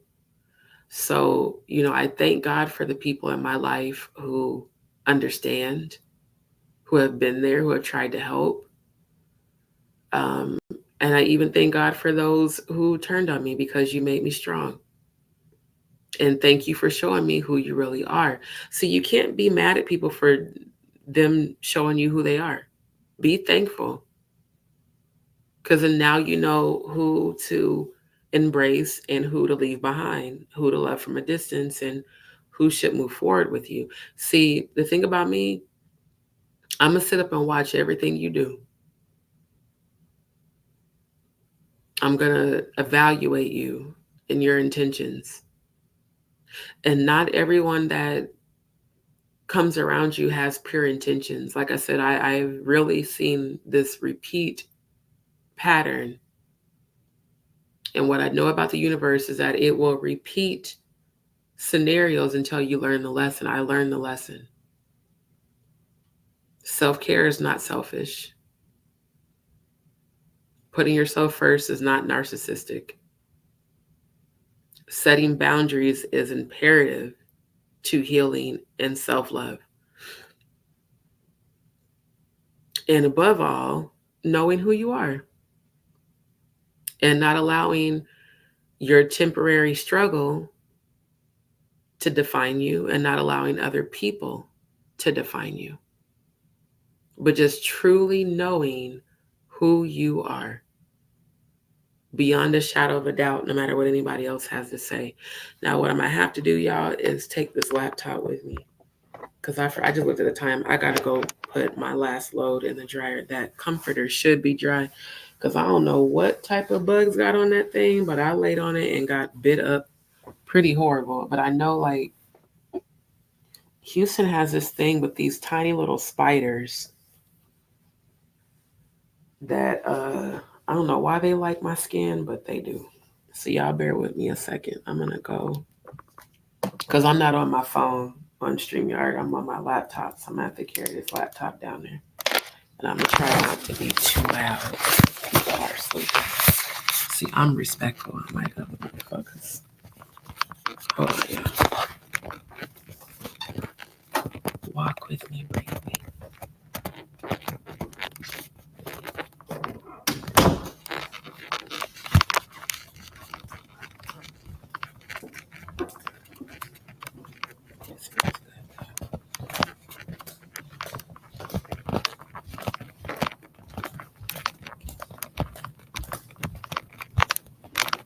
Okay, give me a second. Oh yeah, it's done. I think. Yeah, it is. Good.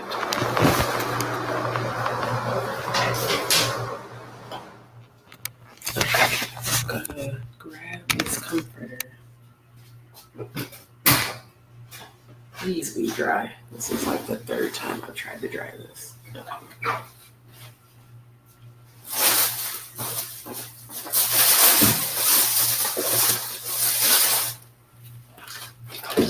Thank y'all for staying tuned in. Hold on, I gotta put these clothes in here. And I'm gonna go back up.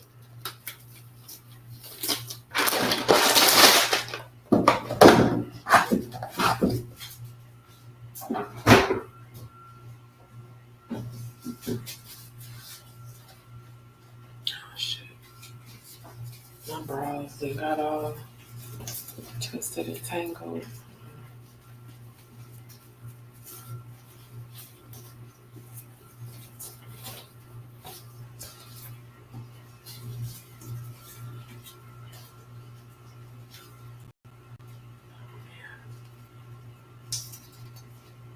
Oh man. I don't know how this happened.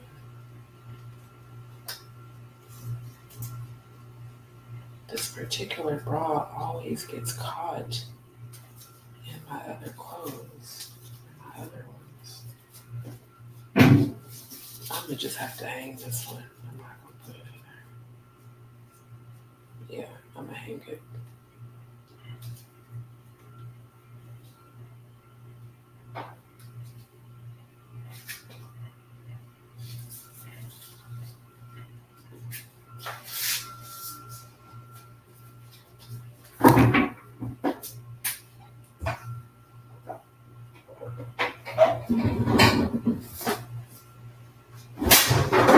Oh, come on.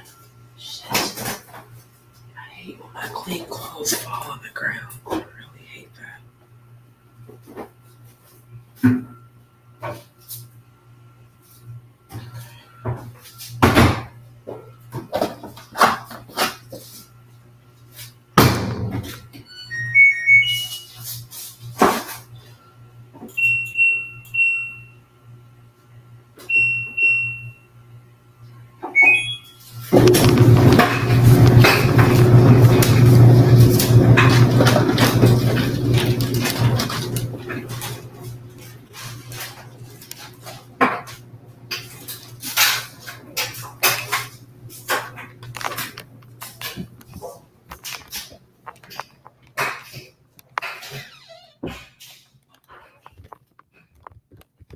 Okay, y'all.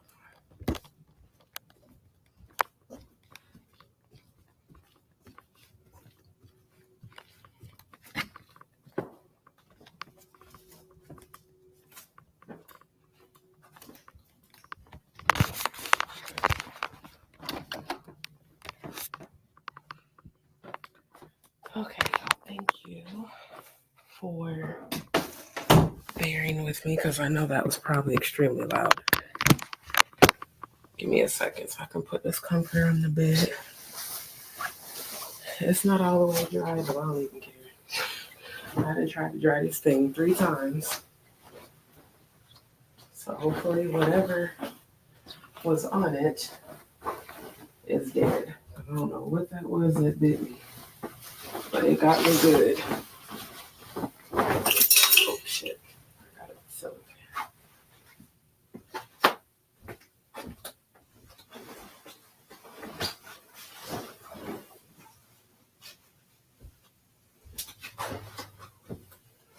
okay. Yeah. Okay, y'all give me a second. Hold on.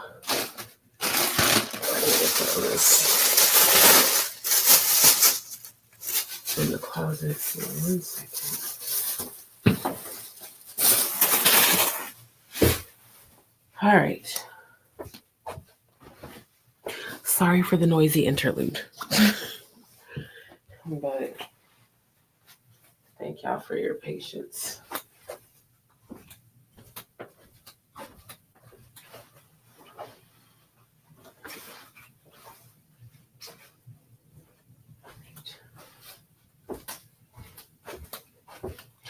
I was having an OCD moment with the comforter because the way this bed is set up, it's a little low to the ground. And I don't like when any part of the blanket touches the carpet because, like I said, Houston has a lot of bugs.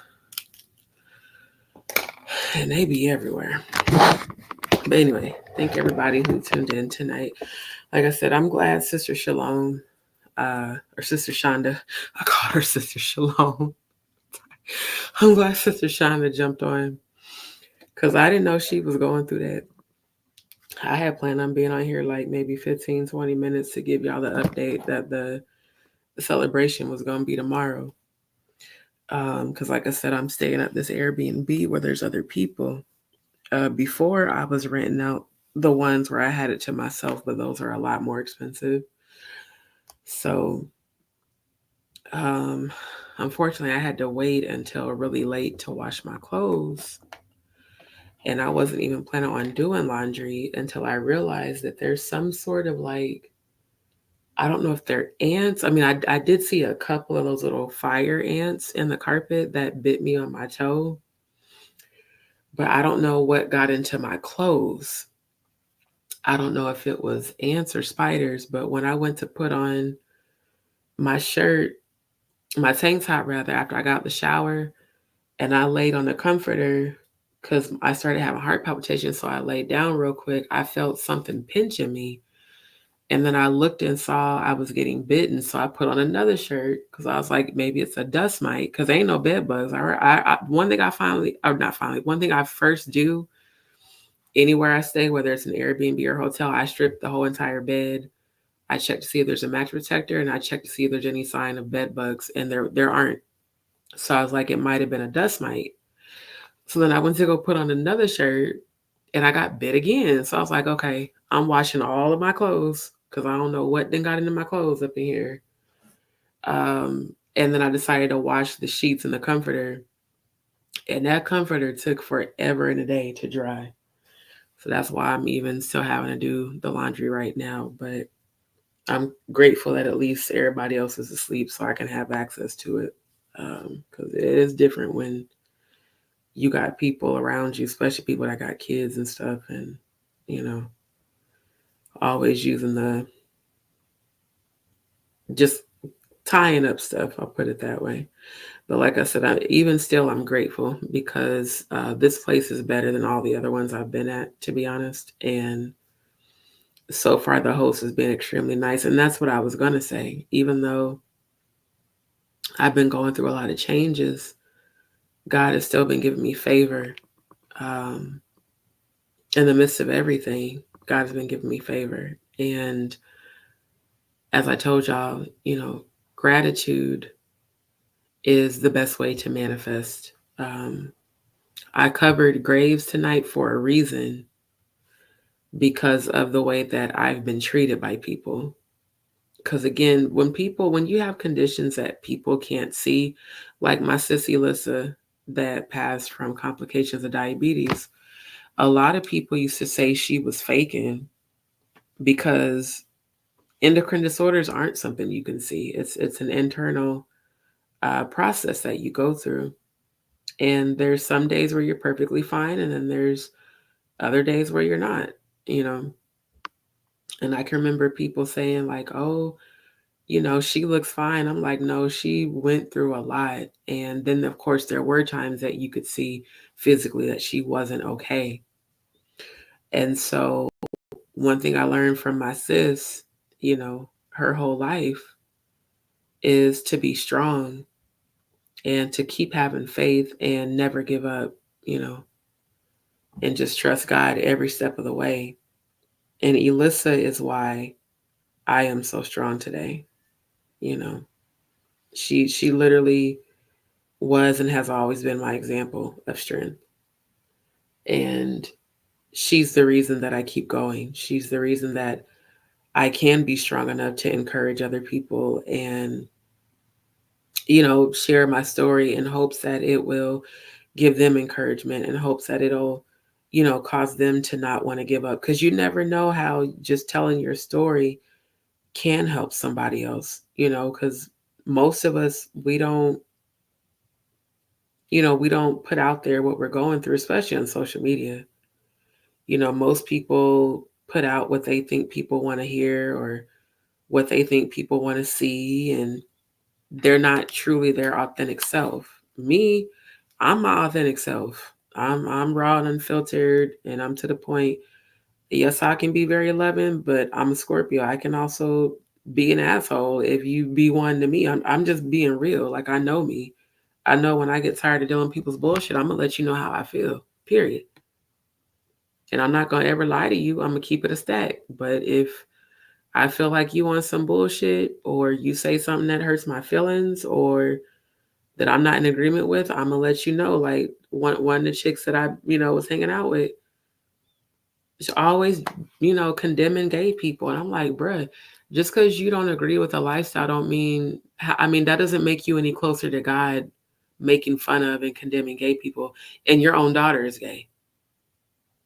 Ain't gonna talk about, well, no, I told her that's not who she is. Who the fuck are you to tell somebody else what they are because you don't agree with it? Like shit like that. I just call it what it is. So, there's people who um love me for my authenticity, and there's people that hate me for it because I'm gonna tell you straight up how I feel, and I'm not gonna sugarcoat shit, and I'm not gonna lie to you. One thing about Scorpios, we're very fucking honest. I'm not gonna lie to you about shit. So it's like, for me, this past year has taught me a lot. It's taught me to be strong and to walk in my power and to always walk in my authenticity. Because what's the point in being fake? And that is why I admire Jag so much. Jag is just herself. Like she said, she's like, I don't have 2 fucks to give. I don't have 1 fuck to give. I can't find a fuck to give. That shit had me dying. And that's why I support her. It ain't about no clout shit. People be saying it all the time. Like when I met Claudia Jordan and Funky Dineva, and Funky Dineva follows me on Instagram. He's cool as shit, down to earth as fuck. Al Reels was the only one acting like he was bougie, but that's that LA energy plus his low key undercover insecurity. Me meeting them, it was cool, but it ain't like, oh, I met them and now my channel just boosted. No, my channel boosts because I am authentic. My channel boosts because of the content that I edit and upload and put out there. That's why I put out comedy. That's why I put out stuff that makes people laugh. Laughter is healing. Humor is healing. I put out artists that I believe in, artists who inspire me, people who inspire me. I try to keep my content either raw and unfiltered or on the level of inspiring and encouraging people, because that is my purpose. So, being fake or following trends or, doing TikTok challenges and all this other, I don't care about none of that shit. If I go live, it's because I'm talking about some real shit. And yeah, we'll laugh and we'll have a kiki, but at the end of it, I'm talking about some real shit. And so I definitely want to thank every one of you that have been supporting my channel, because really up until tonight's live, I'm pretty sure a lot of y'all didn't even know what I was going through. But I shared it to relate to Sister Shonda and to others who are probably going through it that won't talk about what they're going through. You're not alone. You're not alone. You're not the only one going through it. And we're in this together. On my channel, like my DzPeepz, we're a family as far as I'm concerned. Y'all give me encouragement. Y'all give me motivation to not give up and to keep going and to keep putting in the work with my content to get monetized. Like Sister Shonda, her words of encouragement tonight. And I send that right back to her. It's not easy starting over, especially when you're by yourself. That's very difficult. And then dealing with multiple debilitating health conditions, only to have people call you lazy and judge you, because they don't understand. And one thing that Elissa always told me, she was like, sis, they're never going to understand what I go through until they go through it. She's like, so sometimes you just have to pick yourself up and carry on. And she would always send me this picture of this orange that was half of its peeling was hanging off, but it was carrying the part of the peeling that was hanging off. Literally, like I wish I could find that picture because it was so many years ago that she sent it to me. And she knew, like, we're both empaths, so we knew when the other one wasn't okay. She would just randomly like send me a text with that picture, and I'd start busting out laughing because literally like an orange with like little feet. And yeah, it's like the front half of the orange is peeled and it's hanging over, and the orange's little hands are carrying the part that's like hanging over. I wonder if I can find it on Google because it cracked me up. And I was like, I love you so much. She must be, yes, she isn't here with me. I love you, sis. Thank you for showing up.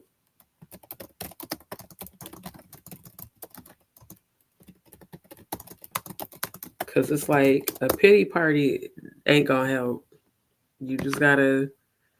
There it is. Oh, I did find it. Okay, let me share a screen with y'all. Like, you have to find the strength within, and that's how you tap into your power. Okay. Yeah, there it is. There it is. She would randomly send this to me. Actually, it was this one specifically. She would randomly send this to me in a text. I'm going to save this.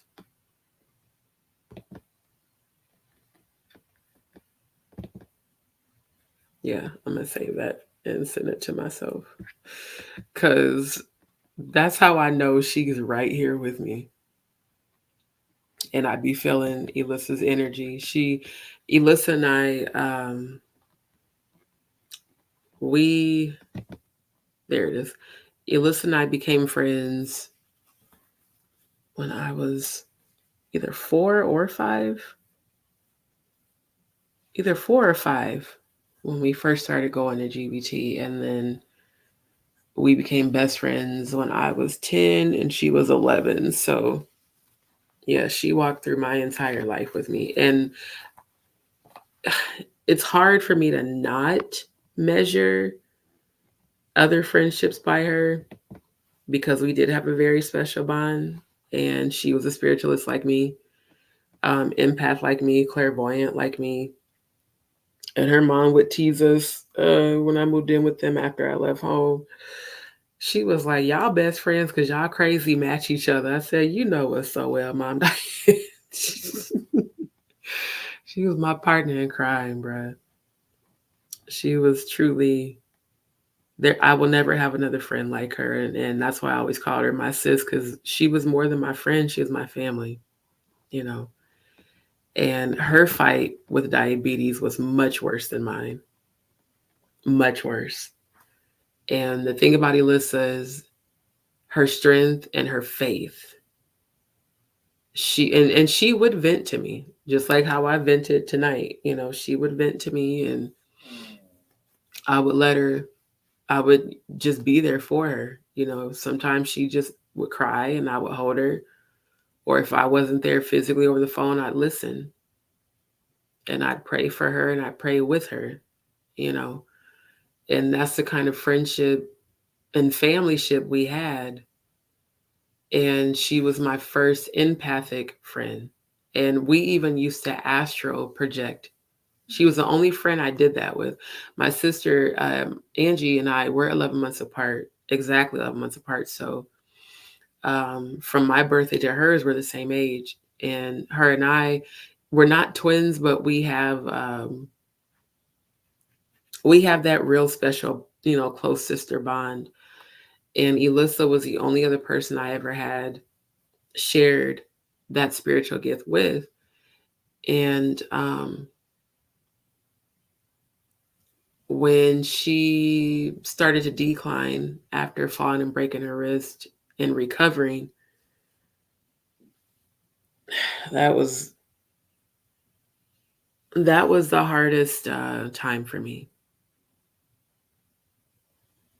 because I knew she was gonna be leaving us, because I saw it, and the angel showed it to me also when I died and went to heaven and came back. And I even begged them in heaven not to take her, and they said it's divine destiny.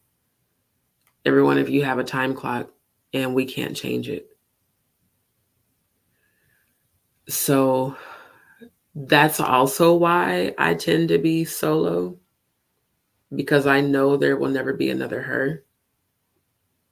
The type of loyalty and love that we had for one another. I mean, this is someone I've walked my entire life with. And then all of a sudden, you're just gone. And I long for that type of sisterhood again, and I just haven't found it. Not yet, but I'm calling it in. I know that it's going to come towards me. And my soul tribe as well, and my divine masculine, which is going to be my future husband. But yeah, losing her was very, very difficult.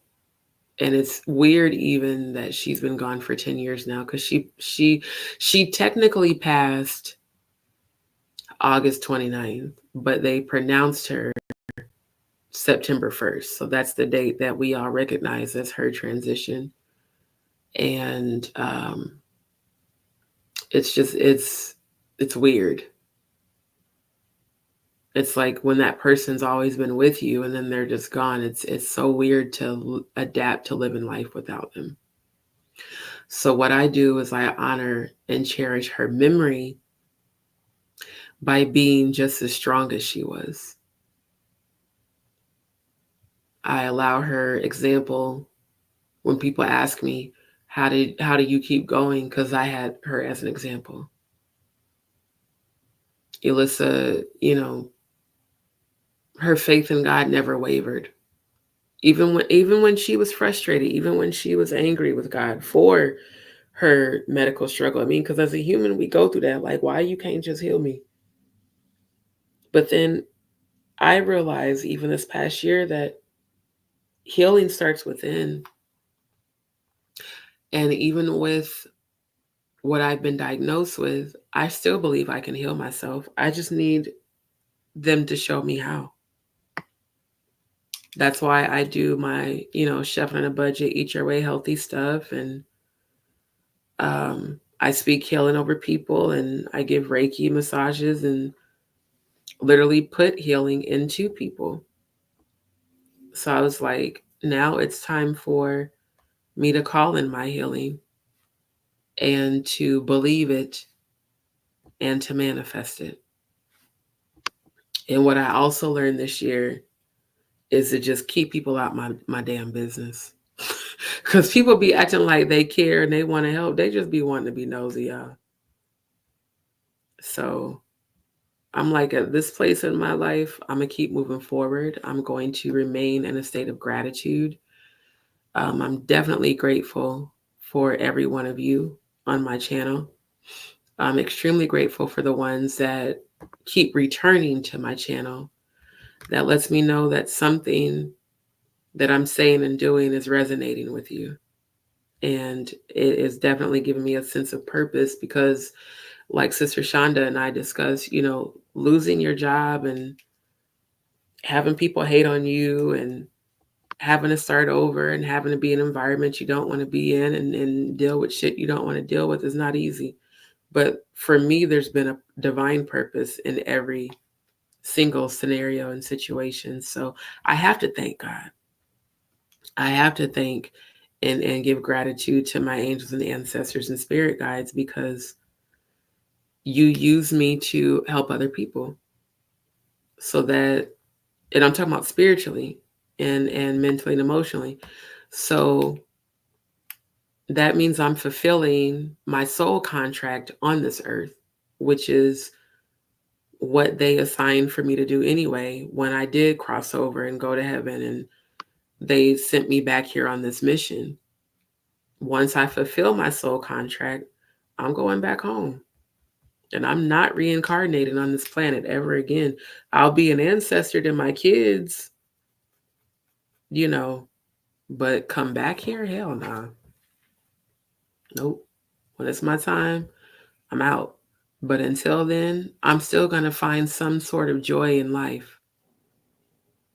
Oh, I hope y'all didn't hear my stomach because it was just hella loud. I'm still going to find joy because the joy of the Lord is your strength. So my joy comes from doing my content. My joy comes from editing my content. My joy comes from cooking. My joy comes from baking. My joy comes from being an entrepreneur. My joy comes from my music, which I will play my Splash Town song tomorrow during the celebration because I'm proud of it. It's the first song I ever wrote and produced by myself. Now, I've written a lot of music over the years, but um, to actually record it, produce it, edit the beat, and edit the video, I did all that by myself. And that made me very, very proud. Even though I wasn't able to make it to the talent search that I ended up, coming back in town for before I moved back here, I just decided to go ahead and record my music and put it out there. And I was surprised at the feedback that I got. So I'll play that song tomorrow during the celebration. And I'm just gonna go over like showing, like I said, my channel from beginning until now. And above all, I want to celebrate all of you. Like I said, you guys are the reason that my channel is successful. You guys are the reason that um, I continue to go hard. It's all of you. It's all of my DzPeepz that be in the comments. So definitely shout out to all of you. Shout out to everyone who has been commenting and engaging with me and giving me feedback. Thank you to everyone who's been encouraging me and giving the positive feedback and uplifting it. You guys don't know how much that means to me, for real. It really means a lot. So I really want to thank every one of you. And I want to thank those who have been tuning in that have not subscribed yet. Definitely shout out to Jaguar, shout out to her team, shout out even to her mods that were speaking with me and recognizing me today. And just I'm grateful. I'm grateful for this new beginning. And Jag, if you see this live, your words have stayed with me. When you said that, she's like, you're valued, you're cherished, and believe God over man, and keep doing what you're doing, and just trust that God will strip you to give you better. I have never forgotten that. And your words of encouragement mean everything to me. That's why I promote her. It's her fearlessness in speaking her truth. It's her fearlessness in just being her raw, authentic self and not trying to pretend to be someone she's not for other people's approval. Like, she's just her. And that's how I am. I'm just me, just D. You know, I don't try to put on, I'm like, if people don't like how I am, shit, low key, fuck them. I mean, it's pretty much every Scorpio. We're like that. Like, if you don't like us, oh well, there's other people that do. You know what I mean? Like, I don't seek validation from anyone else but myself. And that is something I've learned over the years. is that my validation comes from within. So, I appreciate all of you. I'm about to end this live because it is almost 2 o'clock and I am tired. And I definitely was not planning to be on this long. But I'm grateful that I did, because it gave me a chance to encourage Sister Shonda. And it gave me a chance to show y'all just me, and what I deal with and go through, and um, the medical side of what I deal with and go through. So I'm extremely grateful to the Most High right now. No matter what challenges I have faced, God has been good to me. My angels and ancestors have been good to me. And even in my current situation, God has been blessing me with favor. And I'm just going to continue to call in favor and abundance and healing and peace, and above all, joy. Joy is where you find your inner strength. And music is truly my first love. So I may sing tomorrow. I might do a couple of covers. I know that definitely Say Yes by Floetry is my number one favorite song to sing at karaoke. And it's actually one of my favorite songs. And then also Alone Together by Marsha Ambrosius with, what's his name? Daily. That's another one of my favorites. Beauty by Drew Hill and Cisco is one of my favorites. Moment in Life by Music Soul Child is one of my favorites. Do You Remember by Jill Scott. Pretty much all the, like, if y'all scroll, you'll have to scroll through like the beginning of my channel. But I did my voice training recordings in the bathroom at my apartment before I moved out. And that was my favorite thing to do. That's why I really want to be back in my own place. Of course, I want to get like a house built with an actual studio in it, a studio for me to sing and record, and also my production studio, like my actual movie studio, because I'm also writing my first movie, which is Gog versus Magog, talking about the end times, like what we're living in, what's really going on in the world, and how our current day life relates to um, the end time prophecies. And those of us that are the chosen, if you are on my channel, God brought you here. It's not a mistake that any of you that are listening now and that have come to my channel have come to my channel, just like it wasn't a mistake that Jaguar came to my channel last Sunday. It wasn't a mistake that the other chosen people have come. I told God I would fulfill this soul contract and I'm going to do it. But I don't come in the package that a lot of people expect. I'm not holier than thou. I don't do religion because I know the foundation of religion is corrupted. And I showed y'all a lot of that last night on the live I did last night. Or not last night. When was it?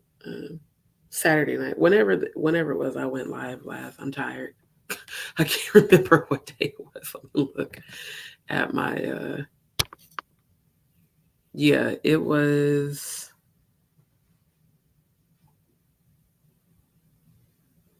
when was this? What day was this? Hold on. Don't say it, just show me the date. Because I'm so tired I really can't remember. Okay, 2 days ago. Yeah, so it was Saturday. I thought it was Saturday. So yeah, I showed y'all a lot of stuff on that live. And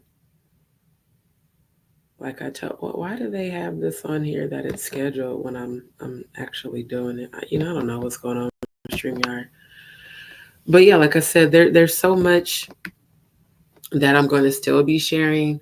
Definitely, if not tomorrow during the celebration live, it might be the next day. But y'all remember when I showed y'all that video of Diddy and Kevin Hart and Usher, right? The video where Kevin Hart's interviewing everybody at Diddy's house, and he talks about how he didn't want to sit on the bed, and then Diddy came on camera when Usher walked in and talked about that was his brother and how they used to wake up and fight over the frosted flakes. Well, I Googled the PDF file definition of frosted flakes, and it said the slang term is dried up nut on a bed. So when they're referring to, I forgot to finish my frosted flakes or clean up my frosted flakes, he literally was snitching on himself in pedal terminology. When he said we used to wake up and fight over the frosted flakes, that means y'all used to wake up and fight over who was going to clean up the dried up nut, which is, quite disturbing. So yeah, we're going to deep dive into some of the terminology so that people can be aware, and even the emojis, y'all, down to the emojis. For those who have kids, for those who have preteens and teenagers, I'm going to show y'all that tomorrow, so that if you ever see that on your child's phone or laptop or whatever, tablet, whatever, that means there is a predator in communication with your child. So my purpose is bringing awareness to it so that people know, so to protect your kids. Because there's a bunch of diddlers out in this world that are seducing children, especially children who don't have the protection around them, that don't have the mom or dad or family to like really be there for them. So yeah, we'll talk more about that. We're also going to be talking about Ava Combs, who me and Jag was talking about that during her live, because I was in her chat like, bruh, I was just saying where little white girl at, because she talked about that. She's missing.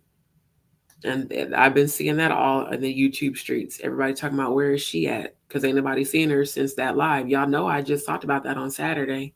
I just said that on Saturday. Where the little girl at?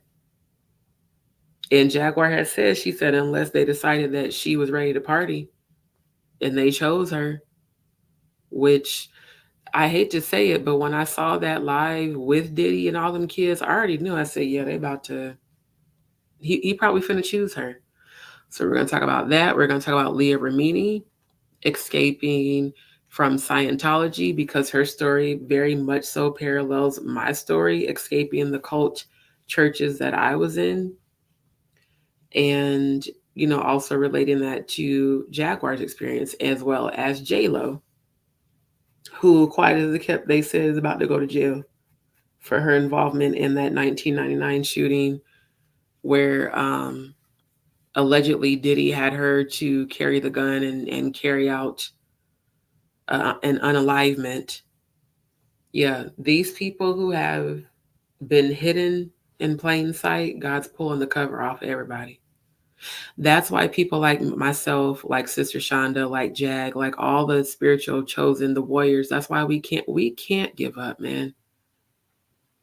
Our journeys are not easy. They're not, because we're warriors. We're built for this shit. We're built to fight through and push through and pull through, everything. That's literally what we're here for. Let me make sure I run a copyright deal, because I forgot to run that when I first started this live. And yes, all my commentary is alleged outside of what has already been made public, information. And it's public right now that Ava Combs is missing. It's even creepy that he gave the white girl his last name. I mean, that's why I said Diddy deserves everything coming to him. His arrogance and ego really made him feel like he was above the law and he could just do whatever he wanted. Because man who's single has so many kids around him all the time. And then you adopted a little white girl for the sake of diversity and really, in my opinion, for clout, and you gave her your last name. Where are her parents? Why did her parents even allow you to do that? I mean, these are questions that it's like a lot of people are posting the story for likes and clicks, but I really want to deep dive. What happened to her? Where is she? Why is she missing? And why does she have your last name? Is she adopted? Is she a foster child? Why would her parents even allow you to give her your last name? Why did Usher parents allow you to take their 10-year-old son to your house as a single man and to have legal guardianship over him? These are questions that need to be answered. And as much as Diddy wants to get out of jail on bail, they're not going to allow that because I just thought about the Boondocks episode of R. Kelly when his attorney was like, there's a mountain of evidence. I don't know why that just came to me, but it did. But like, for real, there's so much evidence that they're not letting you out, bro. And then the whole Pizzagate conversation from prison, telling your oldest son to make sure he removes all the pizza boxes and plastic. The fuck? So yeah, apparently he's getting unhinged. I just want to see if that's a pedo term. I know pizza is a pedo term, but is pizza boxes a pedo term is what I want to know. Oh, stomach, I'm going to need you to shut up because you awfully loud on this live.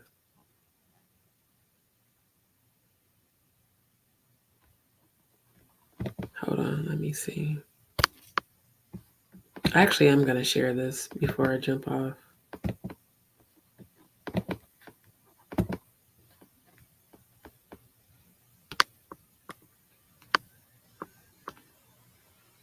Pizza and cheese emojis are reportedly being used by pedophiles on Instagram to find, sell, and trade images of child abuse, which is despicable.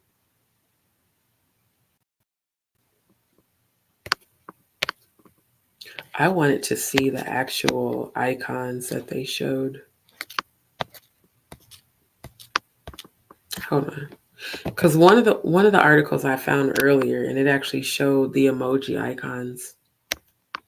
And it was saying to make your kids aware, basically.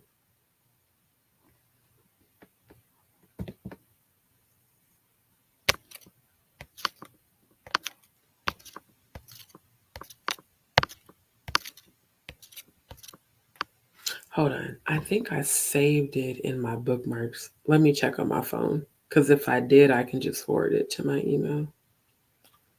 Because I remember seeing it and I was like, oh, yeah, I need to make sure to include that. Oh, let me show y'all the Frosted Flakes. I know I'll show it again later, but I want to show this to y'all now. Because this shit was wild. The first thing I thought of was Diddy saying that shit during that Kevin Hart interview at his mansion while Usher stood right next to him. And it actually makes me sad about Usher because he's so talented, but him being a gatekeeper is super not okay. Dang. Okay, I guess I didn't.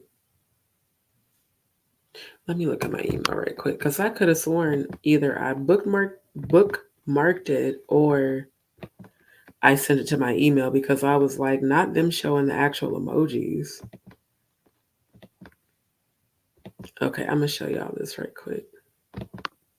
This is the Frosted Flakes. This is from the Urban Dictionary. It says, when you nut and don't clean everything up so it dries up and becomes flaky. I should have cleaned up my Frosted Flakes before my family came over. Yeah. So Diddy on that video talking about we used to fight over the Frosted Flakes. Now I know what the fuck that meant.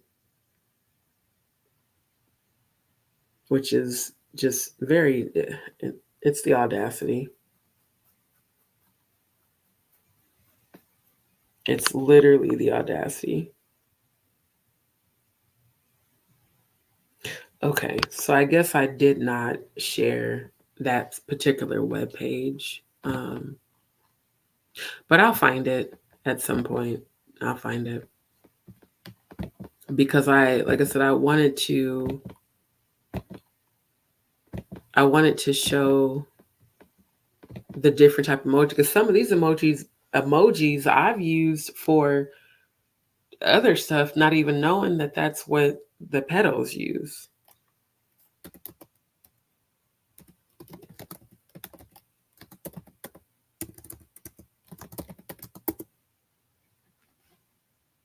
Okay, wait, I think I did find it. Hold on. I think this is the, make sure. Yep, this is the one. Okay, I found it. Let me bookmark this. So, yeah, and I kept wondering what some of this shit meant when I would see this, like the DPW.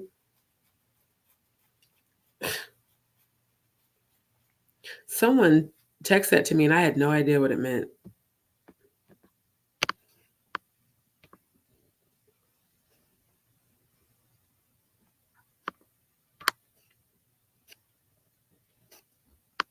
And here's this one.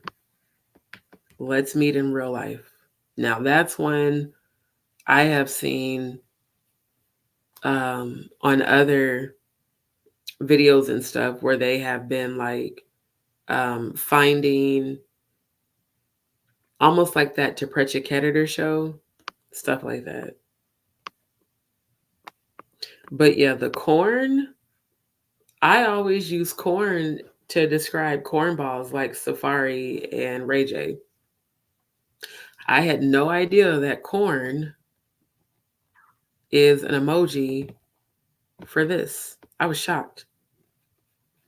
And I thought this was just, like ass. I didn't know that meant like bottom. I'm like, is that like bottom sexually a bottom? Because especially in same sex with men, there's men that perform as bottoms or tops. So, this one.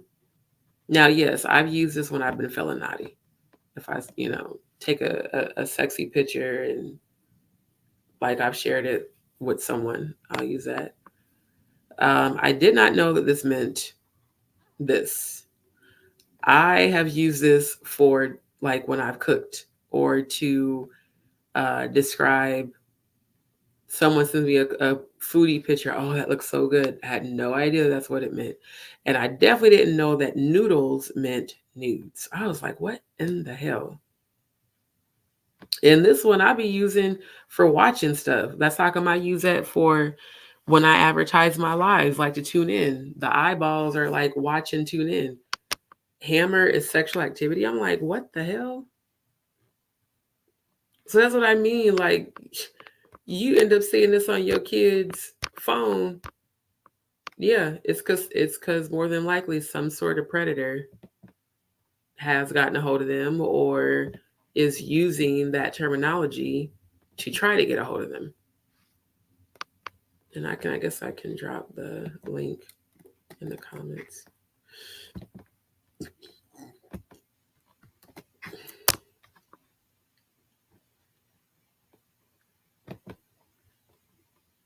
So yeah, that is the link for this webpage. I'm trying to see what the title is. Yeah. Well, I won't put the title in there since it's got sex predators, but y'all see what I mean. So yeah, there's so much more to uncover. And again, shout out to Jag. People can say what they want about Jaguar, right? As far as I'm concerned, she's doing the Lord's work. That's just honestly. And again, you may not like how she's saying it, but her exposing this shit from the inside is exactly what needs to be done and is exactly the thing to do to stop it. Because again, if not, it just continues. And I think about all the young women that she has helped to rescue. And, again, shout out to you, Queen. All them people that was jumping in her live, talking shit and talking down on her and calling her a whore and calling her a prostitute and all this other stuff simply because she was being upfront and honest, just like I have been about my past. It's just like when you're a chosen one and you speak fearlessly, people are going to try their hardest to come for you. It just unfortunately is what it is because they're in a lower vibration. So, that's just something that they do. And I love how she has been handling herself. Like, I really, really do. Um, Hold on. So, yeah, for those who would like to support my channel, you can drop a blessing to my Cash App or my PayPal. And I realize that this does not look good because they messed up how I typed it once I posted the actual comments. So, hold on. That's not at all how I wanted that to look. Give me 1 second. So, yes, for those who would like to send any sort of blessing, I definitely would appreciate it. And it will come back to you 100,000 fold. I do believe that. There we go. Because that just was looking kind of nuts. Wait, I need to edit that. Oh, okay, there we go. You can either send it through Cash App or PayPal. And I am speaking into existence immediate monetization. And I know that the month is almost over, but I'm speaking that into existence that I will get monetized before or by the end of the month. Because I do know that this is God's will for me to be doing my channel full time. Especially with how hard I have been applying, interviewing, and looking for new income. And the more that I do this, the more that I can see it's helping people. And above all, it's helping people heal, which is my purpose. That's why they even sent me back to this planet. Because I'm telling y'all, when experiencing heaven and then having to come back here is like, wow. But I'm on a mission. I have a soul contract I need to fulfill. And the angels told me, speak the truth no matter who fights against you, because there's people that need to hear it and that will hear it. And that's what I would say even to Jag. Keep speaking your truth, love. Keep speaking your truth. There are so many that need to hear it. And I really believe that there are people waking up just by hearing her and Jonathan Hay and other people from inside the industry speaking about it. It will encourage them to come forward to get justice, and it will encourage them to healing. So I speak healing for every victim of the diddler, every victim of allegedly Jay-Z, every victim of R. Kelly, every victim of Harvey Weinstein, every victim of Epstein. And I hope this is not true, but it's been in the YouTube streets that Snoop has been in on it too. And I hope to God that's not true, because I've always looked up to Snoop. But if he did that shit, anybody who participated, watched, worked for anyone who's been a predator or a sexual abuser,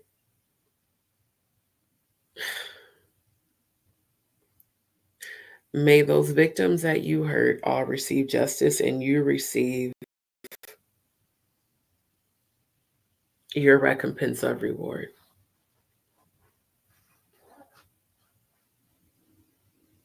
What I really would love to see is this world be healed. And all parasites and all abusers and low vibrational people be made to pay for what they've done. So I speak healing to everyone. I speak healing to everybody on this live. I speak healing to all of my DzPeepz. I speak healing to Jaguar. I speak healing to Jonathan Hay. I speak healing to everyone who has suffered abuse at the hands of someone else.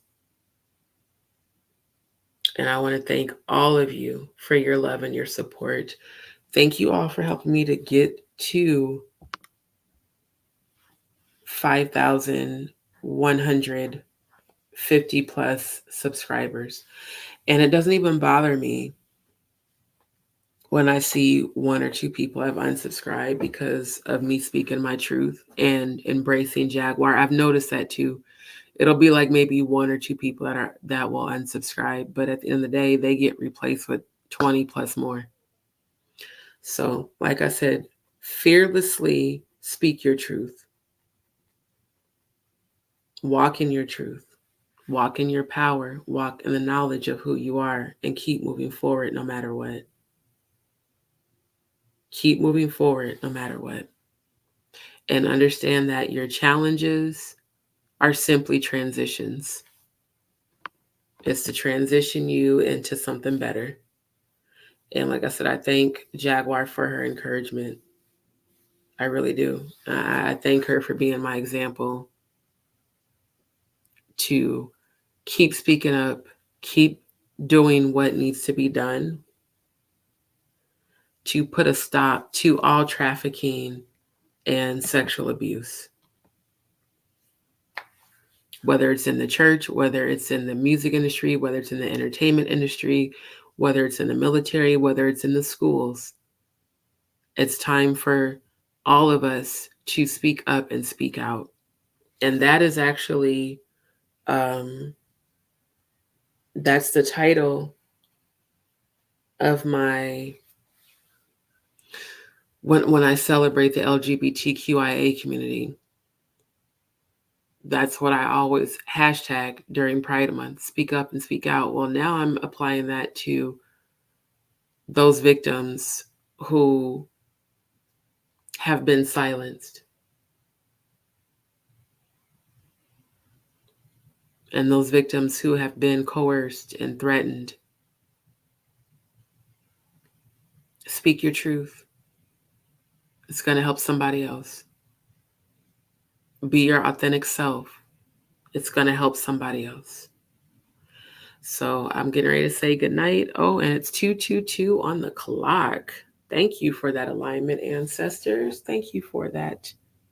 I appreciate y'all showing up. Now, the ancestor number is 444, which is why I chose that for my PayPal. But 222, I guess I can show y'all that before I jump off, because I know some people don't know about numerology.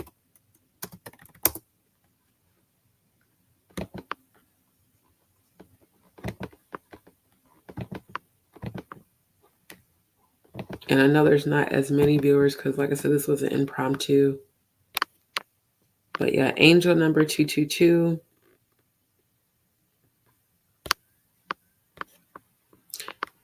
It's a sign that your angels are trying to communicate with you. This number appears in your life to remind you that you are not alone and that your angels are always with you. This number signifies a time of balance and harmony in all areas of your life. Your angels want you to trust yourself and your abilities and have faith that everything will work out. Now, did I not just say that pretty much throughout this whole entire life? And it's also known as a manifestation number. And for good reason, this number is a powerful reminder that you have the ability to manifest your dreams and desires. It's a call to focus on your intentions and visualize what you want to create in your life. Your angels are telling you that you have the power to make your dreams a reality if you maintain a positive mindset and trust in the universe to bring you what you need. From a spiritual perspective, angel number 222 signifies the presence of your angels and spirit guides in your life. This number is a reminder that you are connected to the divine and that you are being spiritually guided. Your angels are supporting you on your spiritual journey and encouraging you to trust in your intuition and inner wisdom. This number is a message of hope and encouragement during times of spiritual growth and transformation. So, like I said, there's a divine purpose in everything. I'm going to go ahead and post that in the comments too. And it's crazy because like I literally was just saying this and then saw 222 on the clock. So yeah, everything has synchronicity and resonates. Thank y'all so much for tuning in. Y'all have a good night and come back tomorrow for the celebration. Good night, DzPeepz. Love y'all.